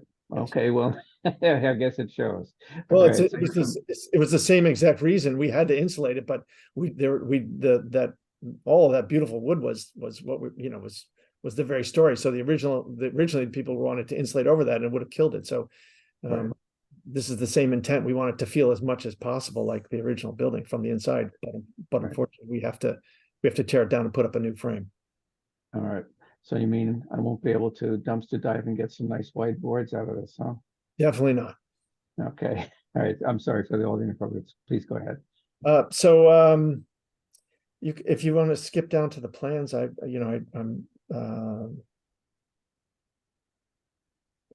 yeah, so this shows the site plan. This shows the current location of the in its present location, and you can see the 10-foot. That was the setback at the time. It just shows it for relative purposes again.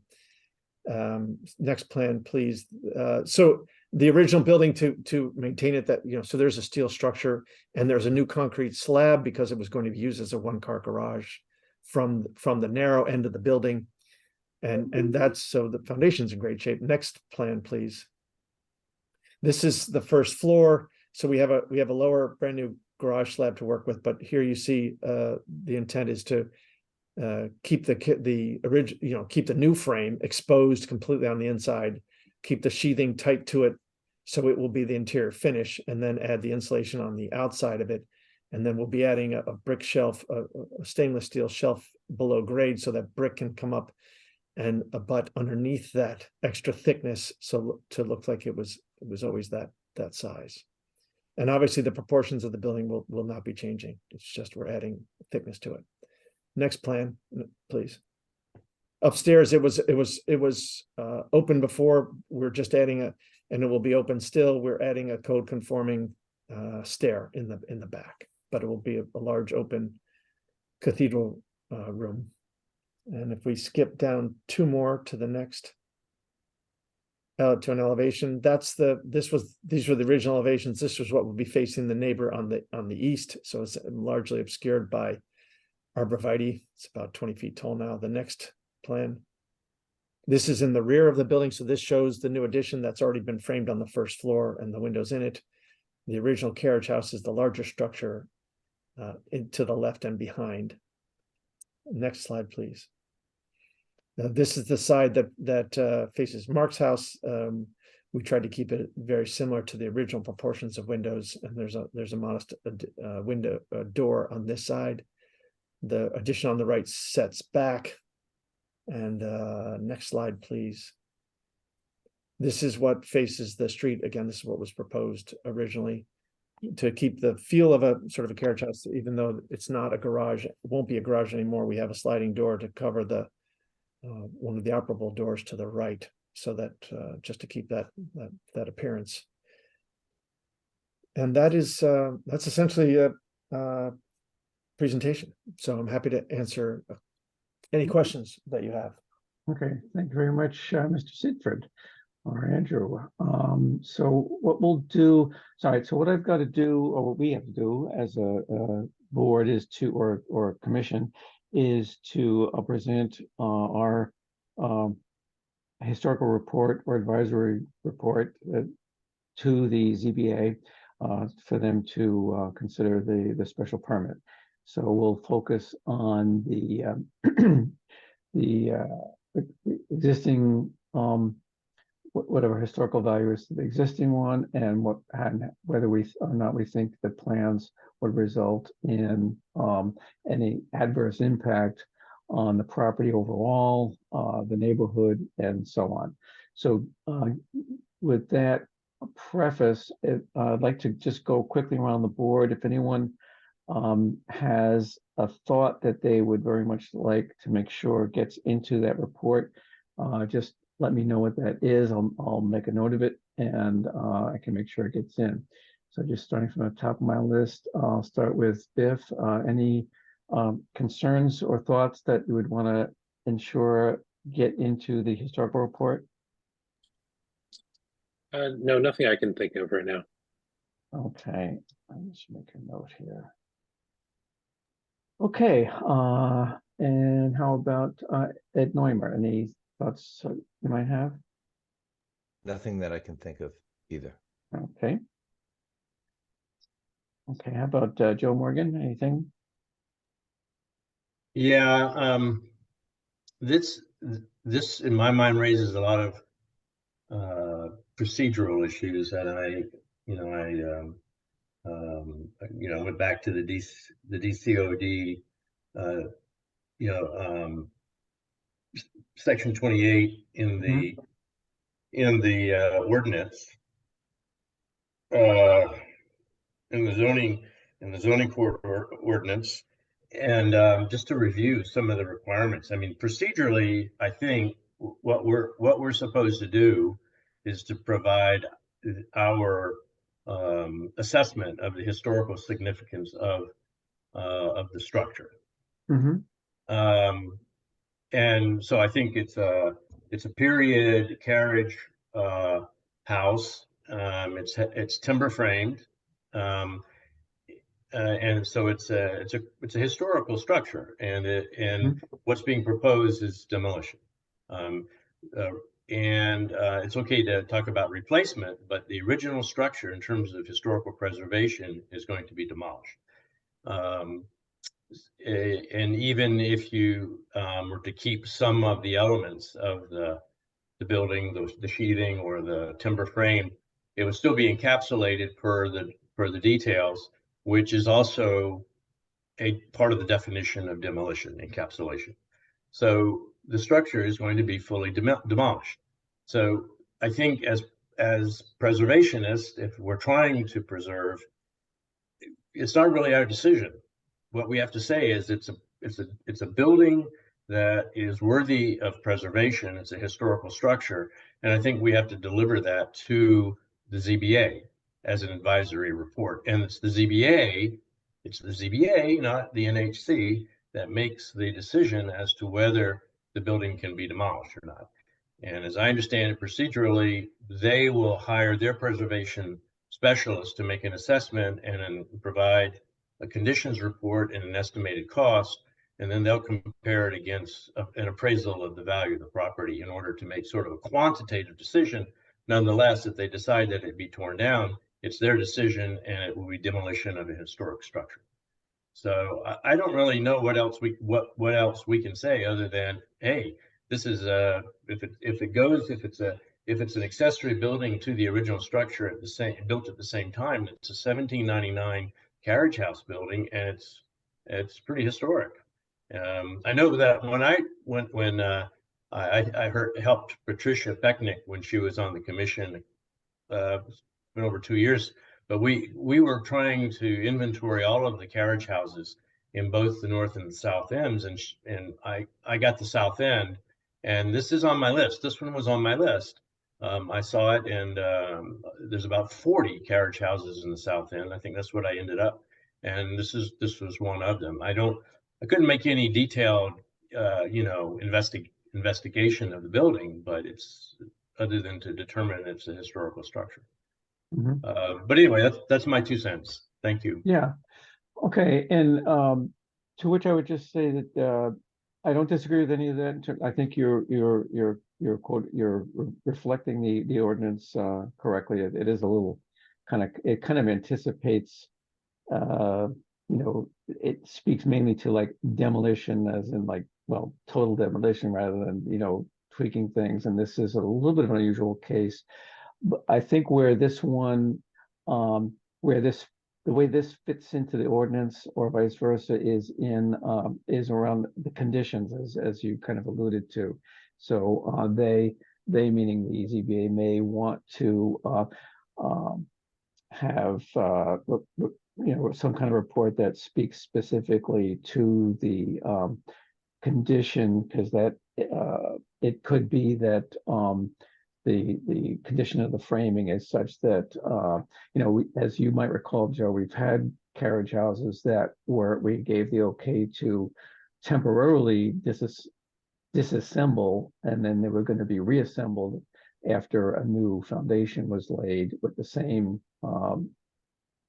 essentially the same timbers with a few repairs where there was some rot at the bottom, that sort of thing.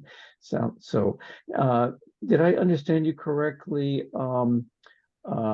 Andrew, saying that did I hear you say something about you have some like either engineering reports or some kind of reports as to the I think you said you had a couple of post and beam specialists take a look at this. Can you tell us anything more about that? Yes, they were put in as part of the application. I don't think I have it as part of but that was put on as part of our application. And okay, so that would be that should be on file then with the ZBA application. And one of them was essentially saying that it was a historic structure. Absolutely. Right. They were saying that much of the original frame had been replaced over time, but you can read the report and yeah, it's, I wish we didn't have to, but it's there's not much left. Yeah. All right. But yeah, it's in there. Okay. And all right, so let's see that I get everybody here. Let's see, that was smart. Given Christopher Fay had to leave, but we still have a quorum here of 1, 2, 3, 4, 5 people. So after hearing the comments from myself and Joe, do any of the other commissioners want to have anything final to say before we close this matter? And I'll take my notes. Yeah, I'd like to make a comment. So it was mentioned that the house was 1799 house. The house had been restored to pretty much late 18th century, early 19th century standards. And it was renovated, and I used a word generously, to the point where there's nothing recognizable of the inside early features. My concern, while I'd like to see that structure is preserved, and I'm now talking about the carriage house, it looks like we're going through the same process, and we're making this historically significant carriage house into a game room with probably some remnants of what was the carriage house inner structures and so on and so forth. But I totally agree with Joe Morgan insofar as this is going to be a complete rehab. preserving probably minimal amounts of the original features of the carriage house. So I have a concern about that too. Yeah. Okay, thank you, Mark. Maybe just, yeah, well, I'll ask the architect that wants to respond to that, but before I do, I'll just make a quick comment that it's a situation that we face from time to time where if the original use of the carriage house as a place to have your carriage and probably a horse or two and hay and all that stuff has gone by. So what do you do? What's the best way to creatively adapt and use that while showing, well, not somehow preserving the historic context. So I don't know. I'll just stop there. Mr. Sidford, would you like to respond in any way to the comments from Commissioners Morgan and Sindro? Well, I mean, the question comes down here is that there's the frame is in such bad shape that it's not restorable is the opinion that was given to us. So it's not a question of whether we wanted to, as the carriage house on Dexter Lane, we were able to preserve all that frame and add some actually some elements to make it structurally sound and preserve every bit of that interior, which would have been the preference. But in this case, the frame is significantly different in terms of its shape. That's the problem. Mm-hmm. And Chair Richards, can I add another comment? This is Joe Morgan. Sure. This solution, I'm not really commenting on the quality of the solution. I think it's a good solution. I mean, you're starting with a building that's not it's not designed for human habitation. It's an uninsulated shed, even though it was a very beautiful one at one time, and it has still many of the vintage elements in its in its structure that should probably be preserved. I mean, that's really what we're trying to say, is that there are preservable elements of this building. In fact, if we could, we would try to preserve it by renovating it, replacing rotten timbers, and restoring it. So it would be a restoration, but it would not necessarily respond to the proposed use, which requires a habitable and heated building. So I think that though that's not our call. I think my main criticism is just procedural. I think the ZBA, you need to take this back to the ZBA, and with a clear endorsement by us that it's a historical structure, and a demolition of the structure would not be desirable for its historic preservation. But there are costs, and like I said before, the quantitative exercise of evaluating the rehab cost versus its appraised value probably takes you where you need to go. So it's really procedural. That's really what the ordinance says. Yeah, and you're correct, Joe. And they have to go. The ZBA is the governing body here. They need to. They'll make a decision on a special permit. Now, Andrew, do you have a date where you're going back before the ZBA? Just to be clear, we were procedurally required to go to you first. Yes, that's correct. For the January meeting with the ZBA. Okay, so sometime in January. Yeah, I think the next during the holiday break, there's no meeting. Right. That's right. Yeah, we have the same situation here. Okay, yeah, and you're quite right. It is that is the required format.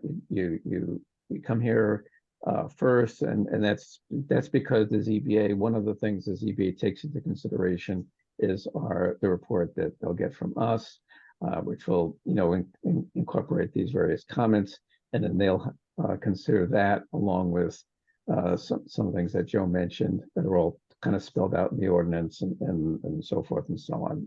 It sounds like you've been around town for a while. You're probably familiar with the whole DCOD ordinances and all that good stuff. Okay, well, good. I think I've taken some notes. I think I've got a reasonable idea of what we need to put in there, so I can work on that. And hopefully not spend my holidays doing it. Mr. Sidford, I thank you for coming in, and my compliments on your work on down in Dexter Lane there. That was quite an achievement. And but we'll see how this one works out. And a quick thanks note. for yeah. In terms of, you know, we would have preferred to do the same thing, which is try and keep it feel same on the inside and insulate because we have to. Right. We just don't have that option now because of the condition of the frame. So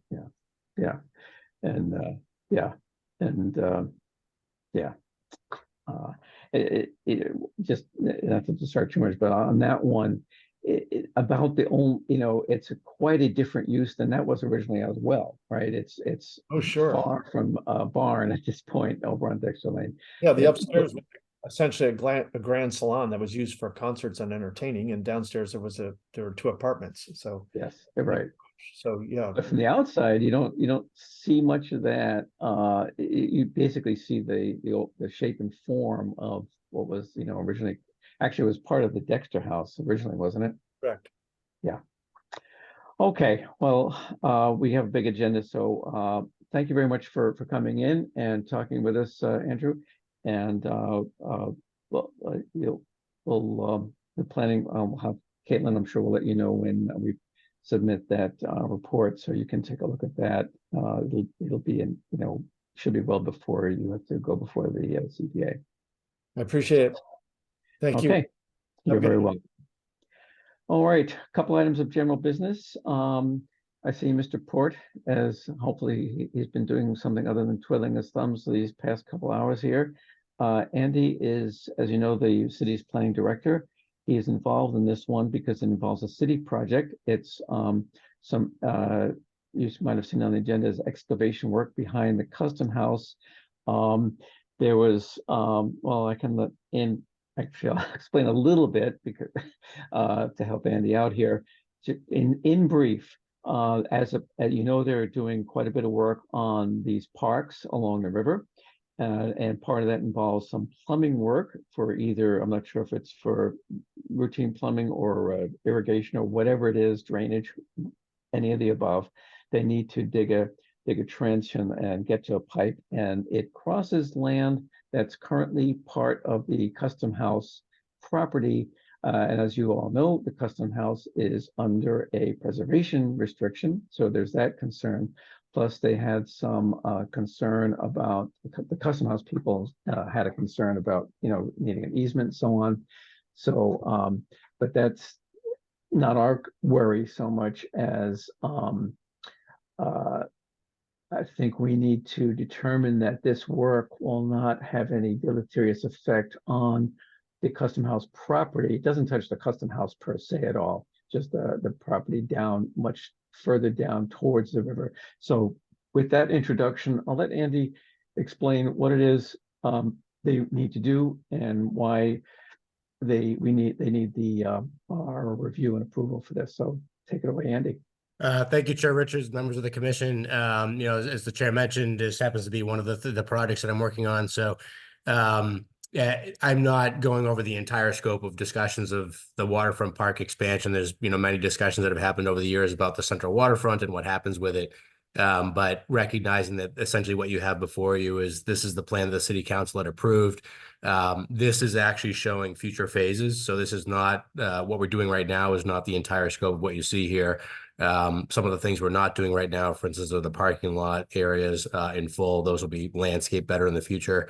And we're not doing the visitor building right now, where the so-called pop-up park is, but mainly it's the area by the water's edge here, these wings of the park we're creating and the bike path coming through. And in essence, as the chair mentioned, what we need to do is make a water line connection going through here. There's irrigation needed for the park, but more importantly, there's a hydrant There's a hydrant or 2 hydrant connections that are needed for the water department down there as well. So we're making a water line connection. This is actually a similar location in some ways to where the Harbor Master building was put in a couple of years ago, and they had to do some utility work in this similar area. So this plan is just for context, but I actually have a couple of visuals to show briefly. I'll just summarize briefly what we're doing, and then leave it to you for any questions you have. So as the chair mentioned, there's a preservation restriction in place that not only speaks about the building, but also refers to the possibility of archaeological resources that might be discovered or found, and therefore might be relevant as well. So that's why I'm here. We did also reach out to the Mass Historical folks, and I'll speak to that in just a minute. They did respond back saying that they were good with what we're doing and didn't have any special protocols for us to follow per se. So I'm just going to flip here now to just a couple of other visuals to orient you. I think some of these you've already seen, but just want to make sure you're familiar with what is being proposed here. So just a couple of snapshots. This area here that I've highlighted in green, what you're seeing actually is on the east side of the central waterfront, where the bike path comes in to that parking lot. This is the driveway to the fish pier. The custom house is just off screen here, a little further down, actually a little further beyond this lawn space. And as the chair mentioned, we're nowhere near the building. We're actually doing work right next to or along the bike path here. And I have an at-grade photograph, another aerial image to show this area, but this is the area we're talking about over here. I'm just going to flip to another graphic that shows it really just this thin strip along the bike path there that we're talking about. Does the custom house property go as far as this green section? I didn't think it went that far. Yeah, it goes out to this driveway here. Yeah. Okay, so we'd stop about where that driveway is. Okay. Right. This is an at-grade photograph. There's some fencing up there right now temporarily. The contractor's trying to get ready with some, safety fencing and whatnot that will be needed for the area. We do some excavation, but in essence, this is the bike path coming through there. You can see the fences beyond where they've already been doing construction for some time, getting, for the park wings. But the work that needs to be done is essentially a water line that goes right, from where this fence line is through the lawn here. What we're effectively doing is we actually would love to do so-called directional drilling and avoid any surface disturbance, but that's not really feasible. Part of the reason we'd like to do that is not frankly because the folks at Mass Historical think we're going to find anything there. A lot of it's kind of more recent urban fill, and that was one of the reasons why they were comfortable with the work we're doing and didn't have any special protocols to follow here.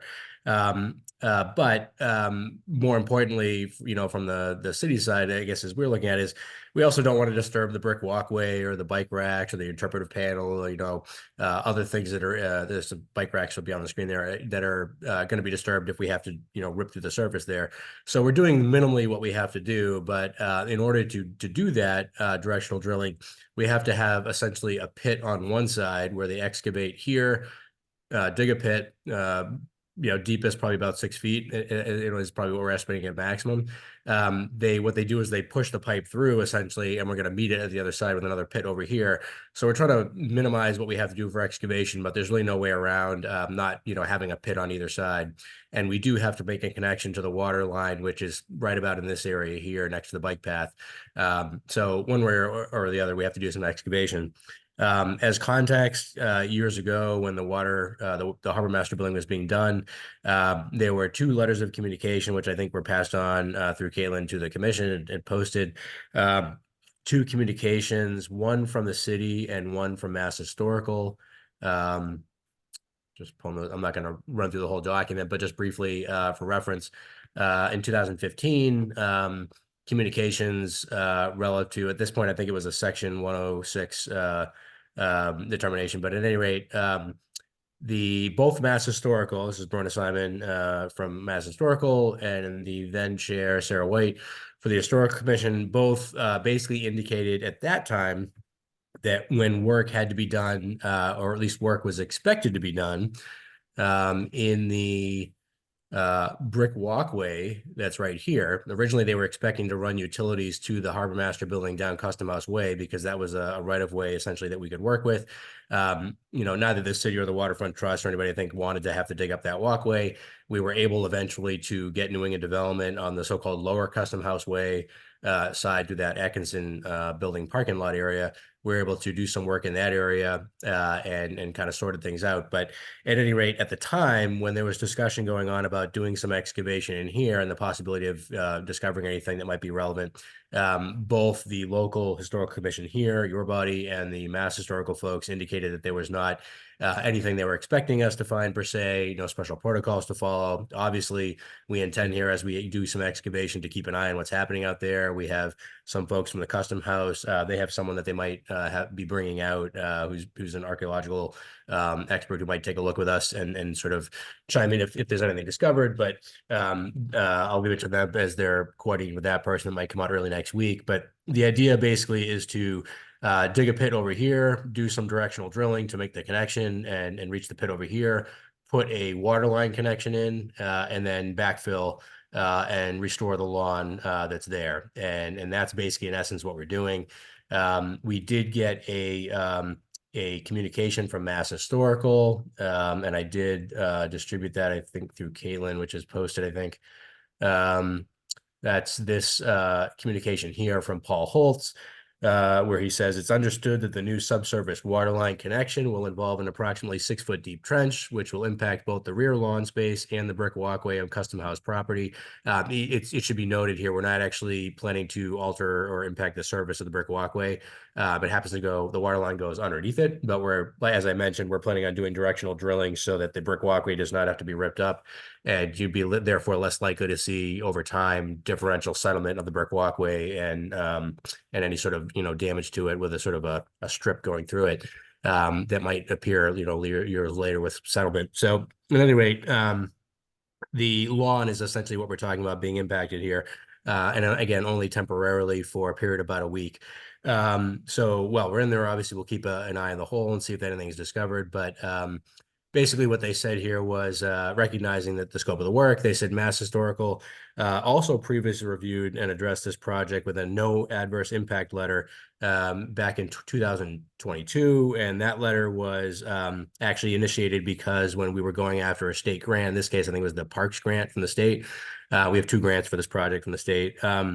But the Parks grant, typical of that, they wanted to make sure that there weren't, interagency or, state agency comments or concerns as, funds are being distributed for a state project, that there weren't, other things, ramifications, kind of like a MEPA, analysis. Are there any impacts from, supporting or advancing a project? And Mass Historical at that time determined the same thing. In this case, under that review process, here, what Paul was doing is essentially closing that loop by saying the exact same applies under the preservation restriction for their purposes. They have the same finding under the preservation restriction. So even though notice is required and there's the expectation we kind of keep an eye on what's happening out there, they did not think there was any special protocol they wanted us to follow. They were not necessarily expecting us to find anything substantial because a lot of this is sort of urban fill that came after some of the, potentially more older resources that we might have, otherwise expected there. So they did reference the preservation restriction of record, and the Custom House folks, as the chair mentioned, the folks from the Custom House also wanted us to make sure that we had checked with the local commission. So that's why I'm here, hoping that you will find similarly as you did back in 2015 relative to the brick walkway and work that would have been done basically, an inch away in the brick walkway versus in the lawn. But in essence, allowing us to proceed with this work under the preservation restriction. Obviously, if something were to be discovered, we're going to pause the work. We would then circle back with parties accordingly. But again, there was not an expectation here, largely as you would see in some of the prior correspondence, because of urban fill. There was not an expectation that we were likely to find something of significance, and therefore they did not expect us to follow any special protocols as we do the trench and the excavation work here. Again, it's expected to take about a week, maybe a little longer, depending on how things go. And then we are going to restore the area to basically as you see it today. The only thing that'll be underground there is essentially that water pipe. So that is in essence what we are looking to do. There are a couple of drawing details that show that in a black and white way, which I can pull up and show. And the one that's probably the most salient is that is this one here, which is an excerpt from the designer's drawings. And so it's a little hard to make out here if you're not already familiar with the plans, but in essence, what you're seeing is the NRA East parking lot is here in that photograph we saw. This is the Fish Pier driveway. That's the bike path that you saw. So kind of the same orientation as one of those aerial images I showed you. And this is the lawn area. And in essence, what we're doing is putting a water line connection underneath the lawn next to the bike path. So as noted, our plan is to be in and out in short order, restore the area. And obviously, if we were to find something, we would stop the contract and we'd deal with things from there. But no one was really expecting us to find something there and didn't have special protocols for us to be following. So we're hopeful that the commission, to allow us to keep this project on schedule, will find the same. The Custom House folks are good. We have an agreement in place with them. The easement that was mentioned, we're actually updating an older easement that goes through this area that's actually inadequate right now to cover even just the maintenance of the bike path that the city has through there. So it was agreed on both sides that from the society, the Maritime Society and the city, that we should update the easement so that it adequately covers the city's infrastructure through this little area here, including the water line and the existing bike path. The language originally that was written by the Redevelopment Authority when they transferred the land to the Custom House was a little bit poorly written and didn't encompass all that. So that's a quick summary of what we're doing. And if you have any questions, that's why I'm here. Okay, thanks, Andy. And you kind of passed over quickly, but I just mentioned the Custom House folks are obviously concerned about the whole that clause in the preservation restriction, which is fairly common about architectural work and so on. And they do have a marine archaeologist, I believe it was, that they're in contact with. Yep. And so they're gonna, I think the plan is that, and I think Andy said, you correct me if I'm wrong, Andy, that you'll be around for this as they're. That's correct. I'll be down there monitoring their work. And again, it's going to probably, our plan is we'd like to, just because of the timing and winter conditions, that's one of the reasons why both we and the Custom House folks felt it was good to get this work done now, because nor we want this water line work to have to be done in the spring. They actually, all of us want to be in and out of here now so that in the spring, they can effectively immediately use the lawn in the spring. We can make sure the grass is, stabilizing at that time. And similarly, all the other connections that have to be made for utilities and things like that are sort of lined up for the spring timeframe. So yeah, they do plan on having a gentleman named, I forget his last name, but Graham, who may come out to join us. I'll be out there to monitor their work and see, how things are going and inspect the trench. And I think they may have one or two folks. I think it might be Bob Cronin, who's their rep, who will swing out, who's I guess entrusted with, keep an eye on the lawn. So he'll be out there probably at some point with me as well, taking a look. And obviously we'll circle back if there's anything that arises, but our plan is to install that trench, backfill it and restore the lawn. Okay, so I think what we need to do, well, I'll just see if any of one on our commission has any questions for you, Andy. If not, I think all we really need is to have a motion that the historical commission does not expect any adverse impact on the historical value of the property from this work. So that would be, and we can take a vote on that motion. So would someone, if anyone has a question for Andy, you can ask it now, or if someone would like to go ahead and make that motion, we can take that vote.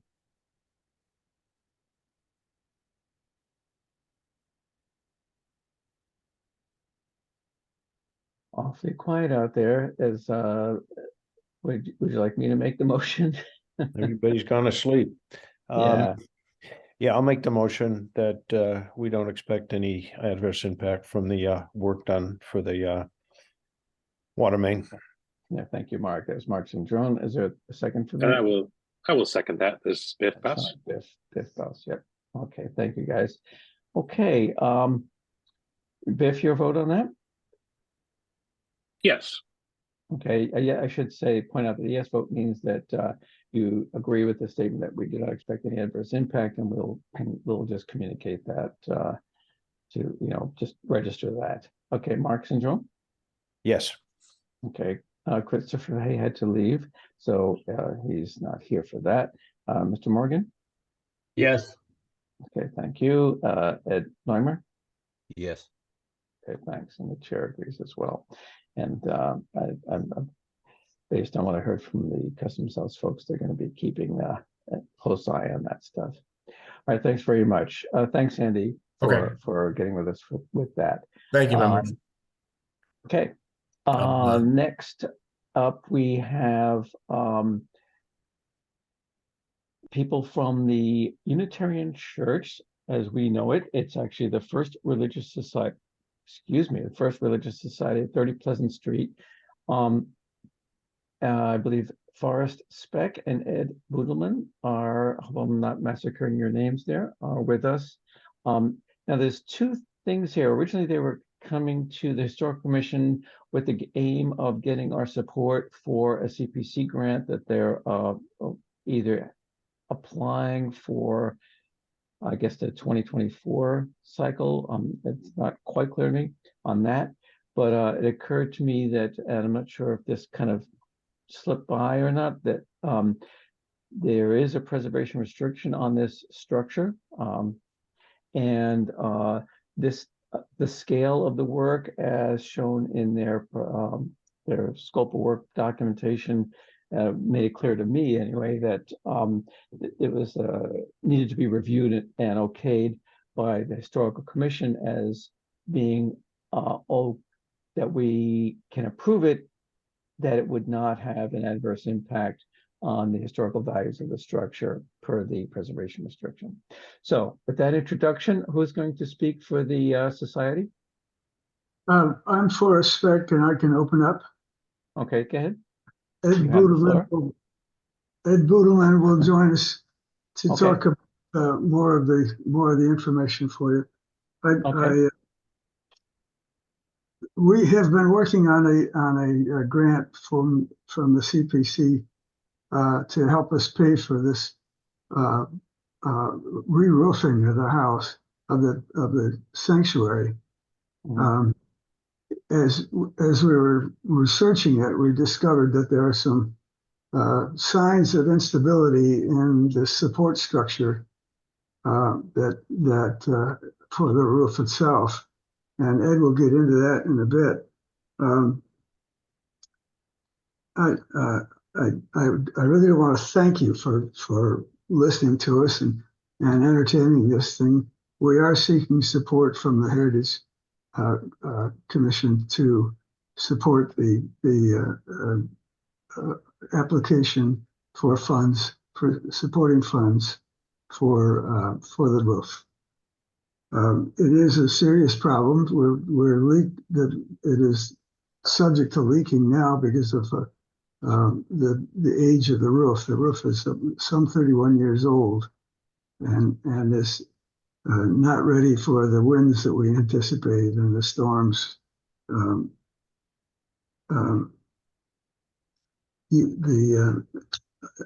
just say again that the CPC has been supportive of us in the past, and we're very grateful for that on projects we had on, particularly on the steeple a while ago.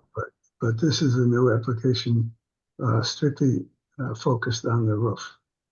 And I'll let Ed go ahead from here. Thank you, Forrest. Thank you for your time tonight to the commissioner, the commissioners, and next slide, please. Okay, the goals are to protect the meeting house, the 1801 meeting house, and its significant features from water damage immediately. We need to replace the roof with a high-quality, long-lasting, durable shingles, ice shield, and ventilation is appropriate. Second is to protect and enhance the 223-year-old roof infrastructure.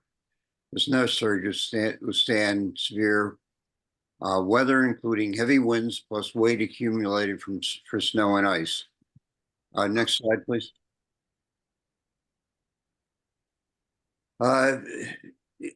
Eligibility, the historic nature of our buildings, the meeting house and the parish hall has been established. The building was added to, the meeting house was added to the National Register in 1976 and is included in the Newburyport Historic District since 1984. Next slide, please. The deed restrictions, as Chairman noted, we have a fully executed agreement dated December 21st, 2018. Should things have changed, we of course will work with the commission and the appropriate city authorities to update it. We have not made that review yet, and if the city feels we should, we're certainly more than willing to do that. Next slide. We counted 4 criteria, and I've shortened them, assuming that the members of the commission probably wake up in the middle of the night reciting them. But I kind of pulled out the action verbs. First criteria: to protect, preserve the resource of historical significance. And through this project, the meeting house will be protected and preserved. Next slide. Second criteria, preserving the historical function of the property. This has been a house of worship congregation since 1725, and the meeting house since 1801. Next slide.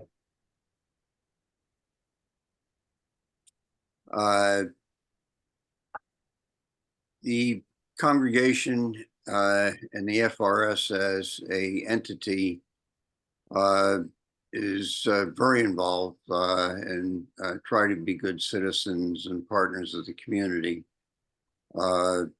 We have a tiny gallery where local artists can exhibit their art, and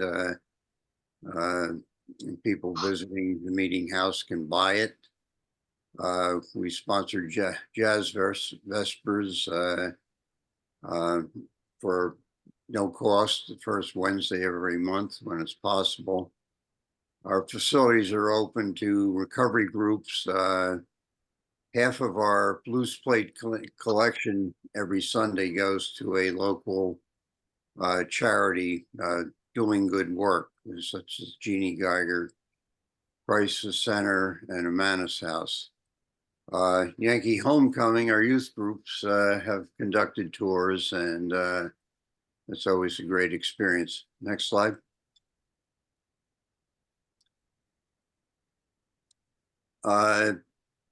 Fourth criteria, and this is important, provide permanent protection for our historic resource. And see, we have a Revere and Sons bell in the steeple that the commission was so generous to help us with. Our parish board treasurer reported that the FRS has spent $620,000 maintaining our historic properties since 2014. Furthermore, we're actively working to maintain and preserve our properties for future generations and are currently involved in a planning process to expand and extend our efforts. Next slide, please. Basically, the numbers to back up those claims are: the lower meeting house was renovated around 2003, and the records that I've received on this, that was over $1 million. The steeple in 2014 and 15, which had some surprises as we got into the project.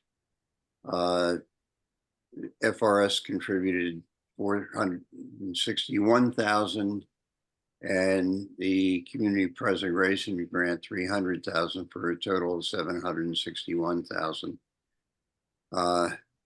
And the next point I already made. So, next point, please.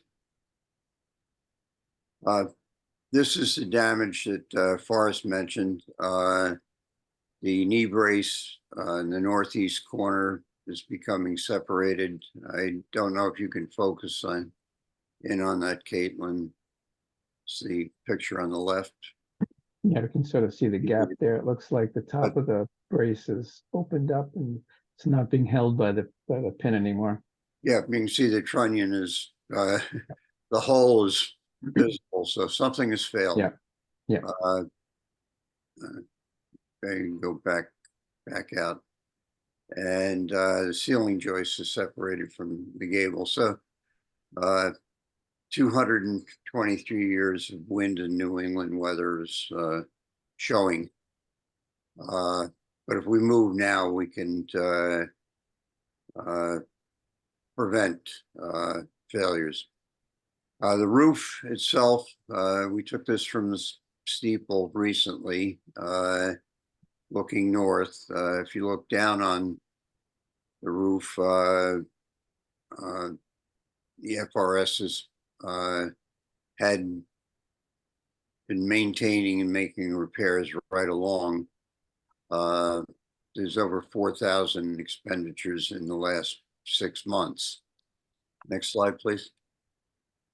And this is the internal damage. You can see the paint peeling on the ceiling in the southeast corner. And in the slide, the picture to the right, as you look up toward the ceiling, you see a small strip of our dental molding, the fine woodwork. But in the picture on the right side of the picture on the right is the water damage, the plaster lath and the paint peeling, and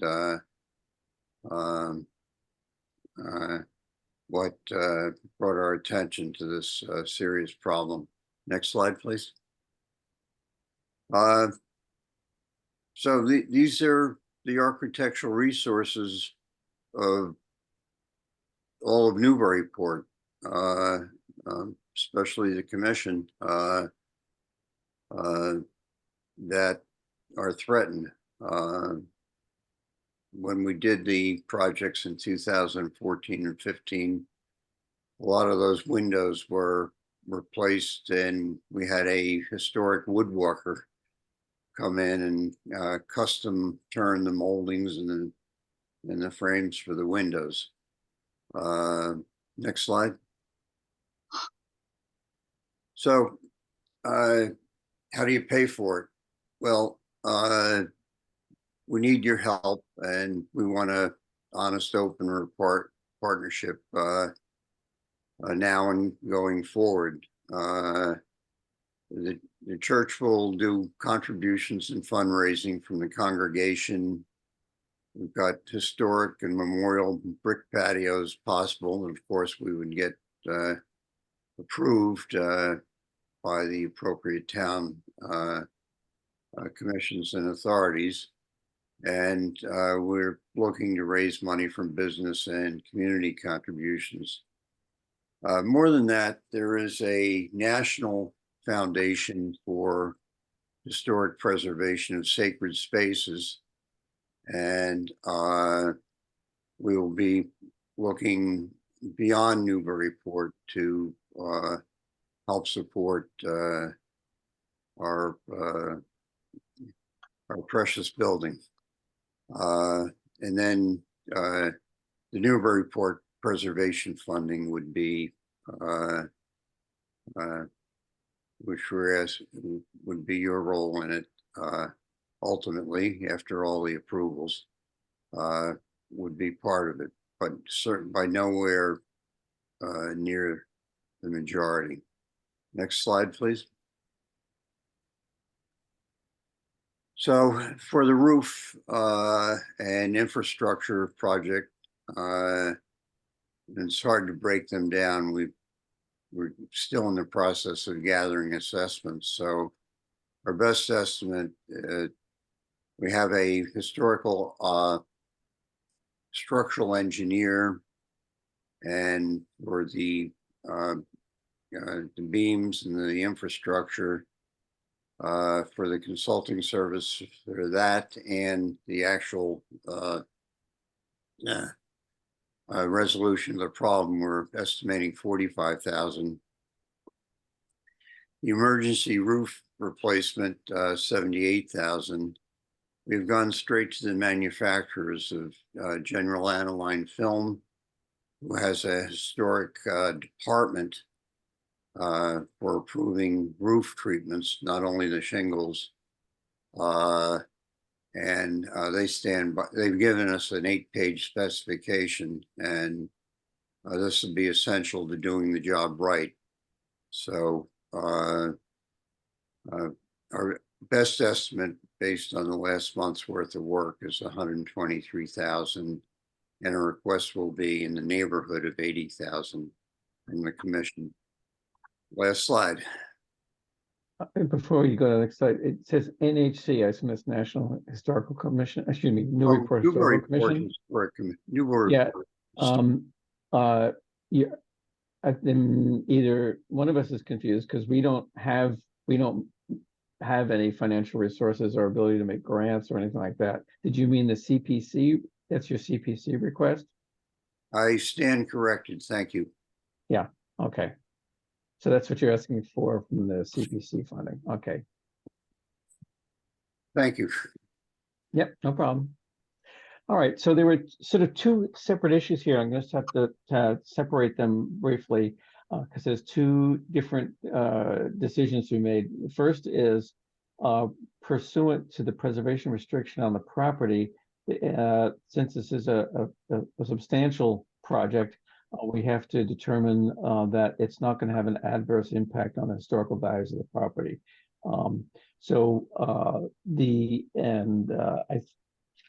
Usually when work is replacement in kind and repairs of this nature that are from what you've shown us, it looks like everything you're planning to do is in compliance with the various with the guidelines for historic preservation and repair and so forth.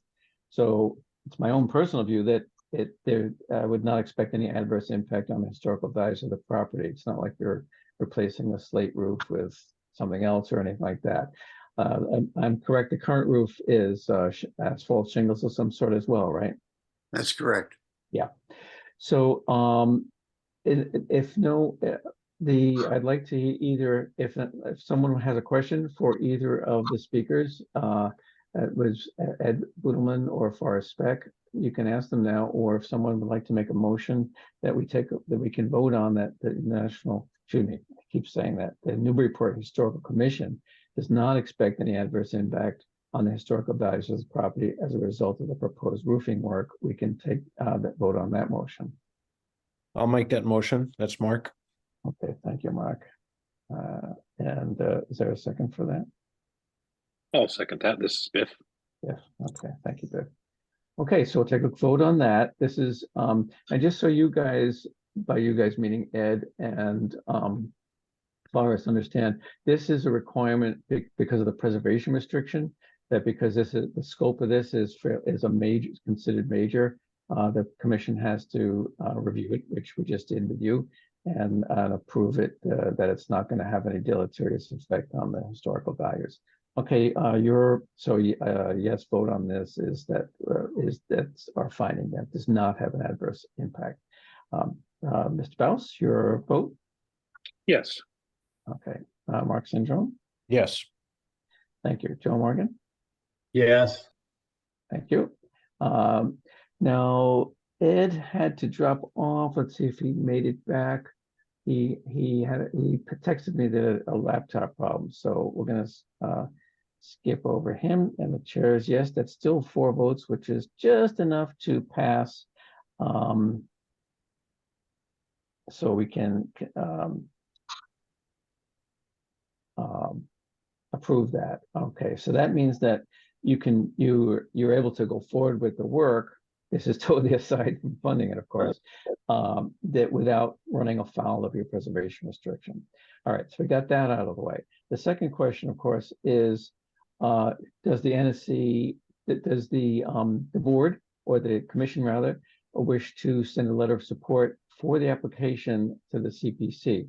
So that would be a motion that's to the effect that the Newburyport Historical Commission, the motion would be that, shall send a letter, which I'll take care of as chair, unless I delegate it to somebody else, send a letter of support for this application on behalf of the First Religious Society to the Community Preservation Committee. That's Mike Bissett, right? To say that we're support the application. Would someone care to make that motion? Yes, I move that Chair Richards writes a letter to the CPC supporting this project. I see. You don't want me to delegate that, On Joe? behalf of, Yes. Okay. Is there, I heard I'll Mark. second that. Was that Biff or Mark? Who That was Biff seconded it? second. Okay, thank you, Biff. Been doing a lot of seconding today, Biff. Okay. I had written down here the energy session life support, so I'll have to add written by the chair, huh? Okay, wise guys. Okay, so let's get to the vote on that, starting with Mr. Baus. Yes. Thank you. Mark and Joe? yeah, I vote that a very strong letter of recommendation be sent. Okay, I'll make a note of that. Mr. Morgan? Here, here, yes. Okay. Yeah, I think Ed is back with us. Ed, how much of that presentation did you catch about from the first, the Unitarian Church and all of that? I'm wondering if you should probably abstain from the vote if you missed some of that discussion.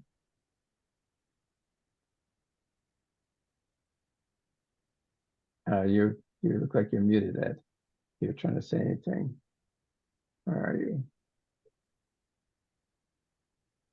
Ed, do you want to unmute yourself? If you can hear me. All right, well, I'll tell you what, we don't, he is back, but I can't hear him. I can see him. So I'll just put an ABS next to him and the chair will give another assenting or yay vote so that we can pass that one. And I'll make a note of Mr. Sendron's comment. I'll put the add modifier strong support there, and we'll get that off to Chairman Seth. Okay, we're almost through. Thanks for hanging in to this somewhat lengthy meeting, guys. There's speaking of the Unitarian Church, if you guys are still there, that is Ed and Forrest. There was we did get correspondence that the project of putting, so I think it was changing the cellular antenna system and doing something up there in your tower, that has been indefinitely, that's been put on indefinite hold, so we can sort of forget about that one for now. There's been some talk off and on, but we can all forget about it for the time being until it should maybe one day come back. Updates from the chair. The only update I have is just very briefly, Mr. Baus has agreed to take Joe's place as our representative to the Community Preservation Act committee there that oversees these applications. So Biff, I'm sure you'll be hearing more about this particular application from the First Religious Society. What's the time frame on this? I don't. Could someone remind me what the time frame is on these applications and when they actually are going to, when they need to be submitted and when they're actually looked at and reviewed? I think they're not. The deadline is sometime later in the winter, and then they're reviewed in the spring. Is that right, Joe? Maybe you would remember. It's Caitlin. I can give an update on that real quick. Okay, thanks. So CPC applications are due tomorrow for this upcoming grant round. Yet we moved it up a little bit. And then the CPC will start to review applications and hear applicant presentations starting in February. Oh, okay. So we have a little time for the actual support letter, but yeah, if you guys are going to make an application, obviously you got to get it in right quick if you haven't already done so. Yep, and I anticipate there'll probably be other applicants coming before you to present their projects, looking for letters of support over the next couple months. Yep, there usually are. Okay, very good. And I'd like to take this opportunity on behalf of both myself and the commission to thank Joe Morgan profusely for his exemplary service in that role, representing the historical point of view with the community preservation projects. He's done a really stellar job in that. So Biff, you've got big shoes to fill there, but I'm sure you'll be up to the task. And so thank you very much, Joe, for your service in that role. Very much appreciated. all that's left is there's approval of the minutes of the 11th of November. And before we vote on that, can someone explain, there was a reference in that to pillow molding? Does anyone, if someone knows what that is, I'd love to have to, maybe Joe, do you know what that referred to, pillow molding? It was referred to in the draft minutes. Not a clue. No, I'm sure it's Okay. technical. Yeah. Is it, okay, well, I know Gretchen doesn't like to speak at these meetings, but. Well, no. It was, I do remember pillow molding. I remember the word spoken, so. It's what the public comment was, so. Oh, I see. You were reflecting that, but okay, I remember. Yes, okay. Okay. I guess now that it's brought back to my recollection, I didn't figure out, I didn't know what it meant then either. Okay. Well, other than that, I don't have any questions on it. The minutes look correct to me. Does anyone have, would anyone like to make a motion to approve those minutes as drafted by the inestimable Miss Joy? Ms. Joy, I should say. Is there a motion? I move to approve. Okay, thank you, Mr. Morgan. Is there a second? Sure, I'll second that. I'm on the second train today. Yeah, thanks, Biff. I was hoping someone would. Okay. While you've got the floor, let me see. So what's your vote on approving the minutes, Mr. Baus? Yes. Yes. Okay, thank you. And then it's left. Joe Morgan, your vote on that? Yes. Okay. Mr. And Ed had to, still having difficulty. He's gone. Who's left? I'm missing somebody. Mark is there. Yeah, but I was not present at the meeting. Yes, so there's that problem. Well, we could approve them at our next meeting, I suppose. Because we don't, it takes 4 votes to, unless Ed was there. He was back briefly, then he dropped off again. He's been having some technical problems with his laptop, I guess. So, oh no, this means we don't have we do have a quorum to adjourn. That was a close one. Imagine if we never quorum to vote to adjourn the meeting. That would be a problem, but we do. All right, so we'll have to, I guess Caitlin and Gretchen will have to, continue until we have a quorum to legally approve those minutes. Although I think, they're fine. Are there any objections to adjourning the meeting? None whatsoever.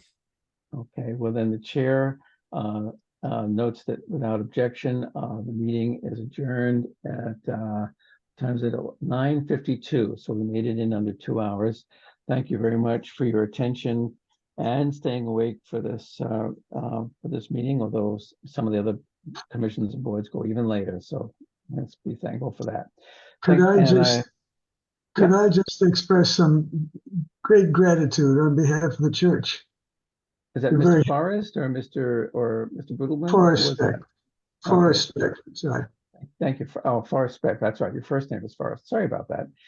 Well, you're welcome. And I know that a number of the churches in town take their preservation role very seriously, and clearly you do. I mean, let's face it. I mean, that Unitarian Church is a real architectural gem, and in every, well, I'm not going to collaborate anymore on it, but you're very welcome to our support. The only thing I have to say other than that is to wish you all a very happy holiday season, however you choose to celebrate that. And I think our next meeting is sometime in January. Is that right, Caitlin? Yep, that is correct. That's correct. Probably the second Thursday in January. Okay, so thank you very much. And I bid you all a good night and a happy holiday season. Happy holidays, everyone. Thank you, Joe. Thank you, Chair. Next year. Bye-bye. See you next year. Okay, yeah, see you next year. Bye-bye, everybody. Bye-bye.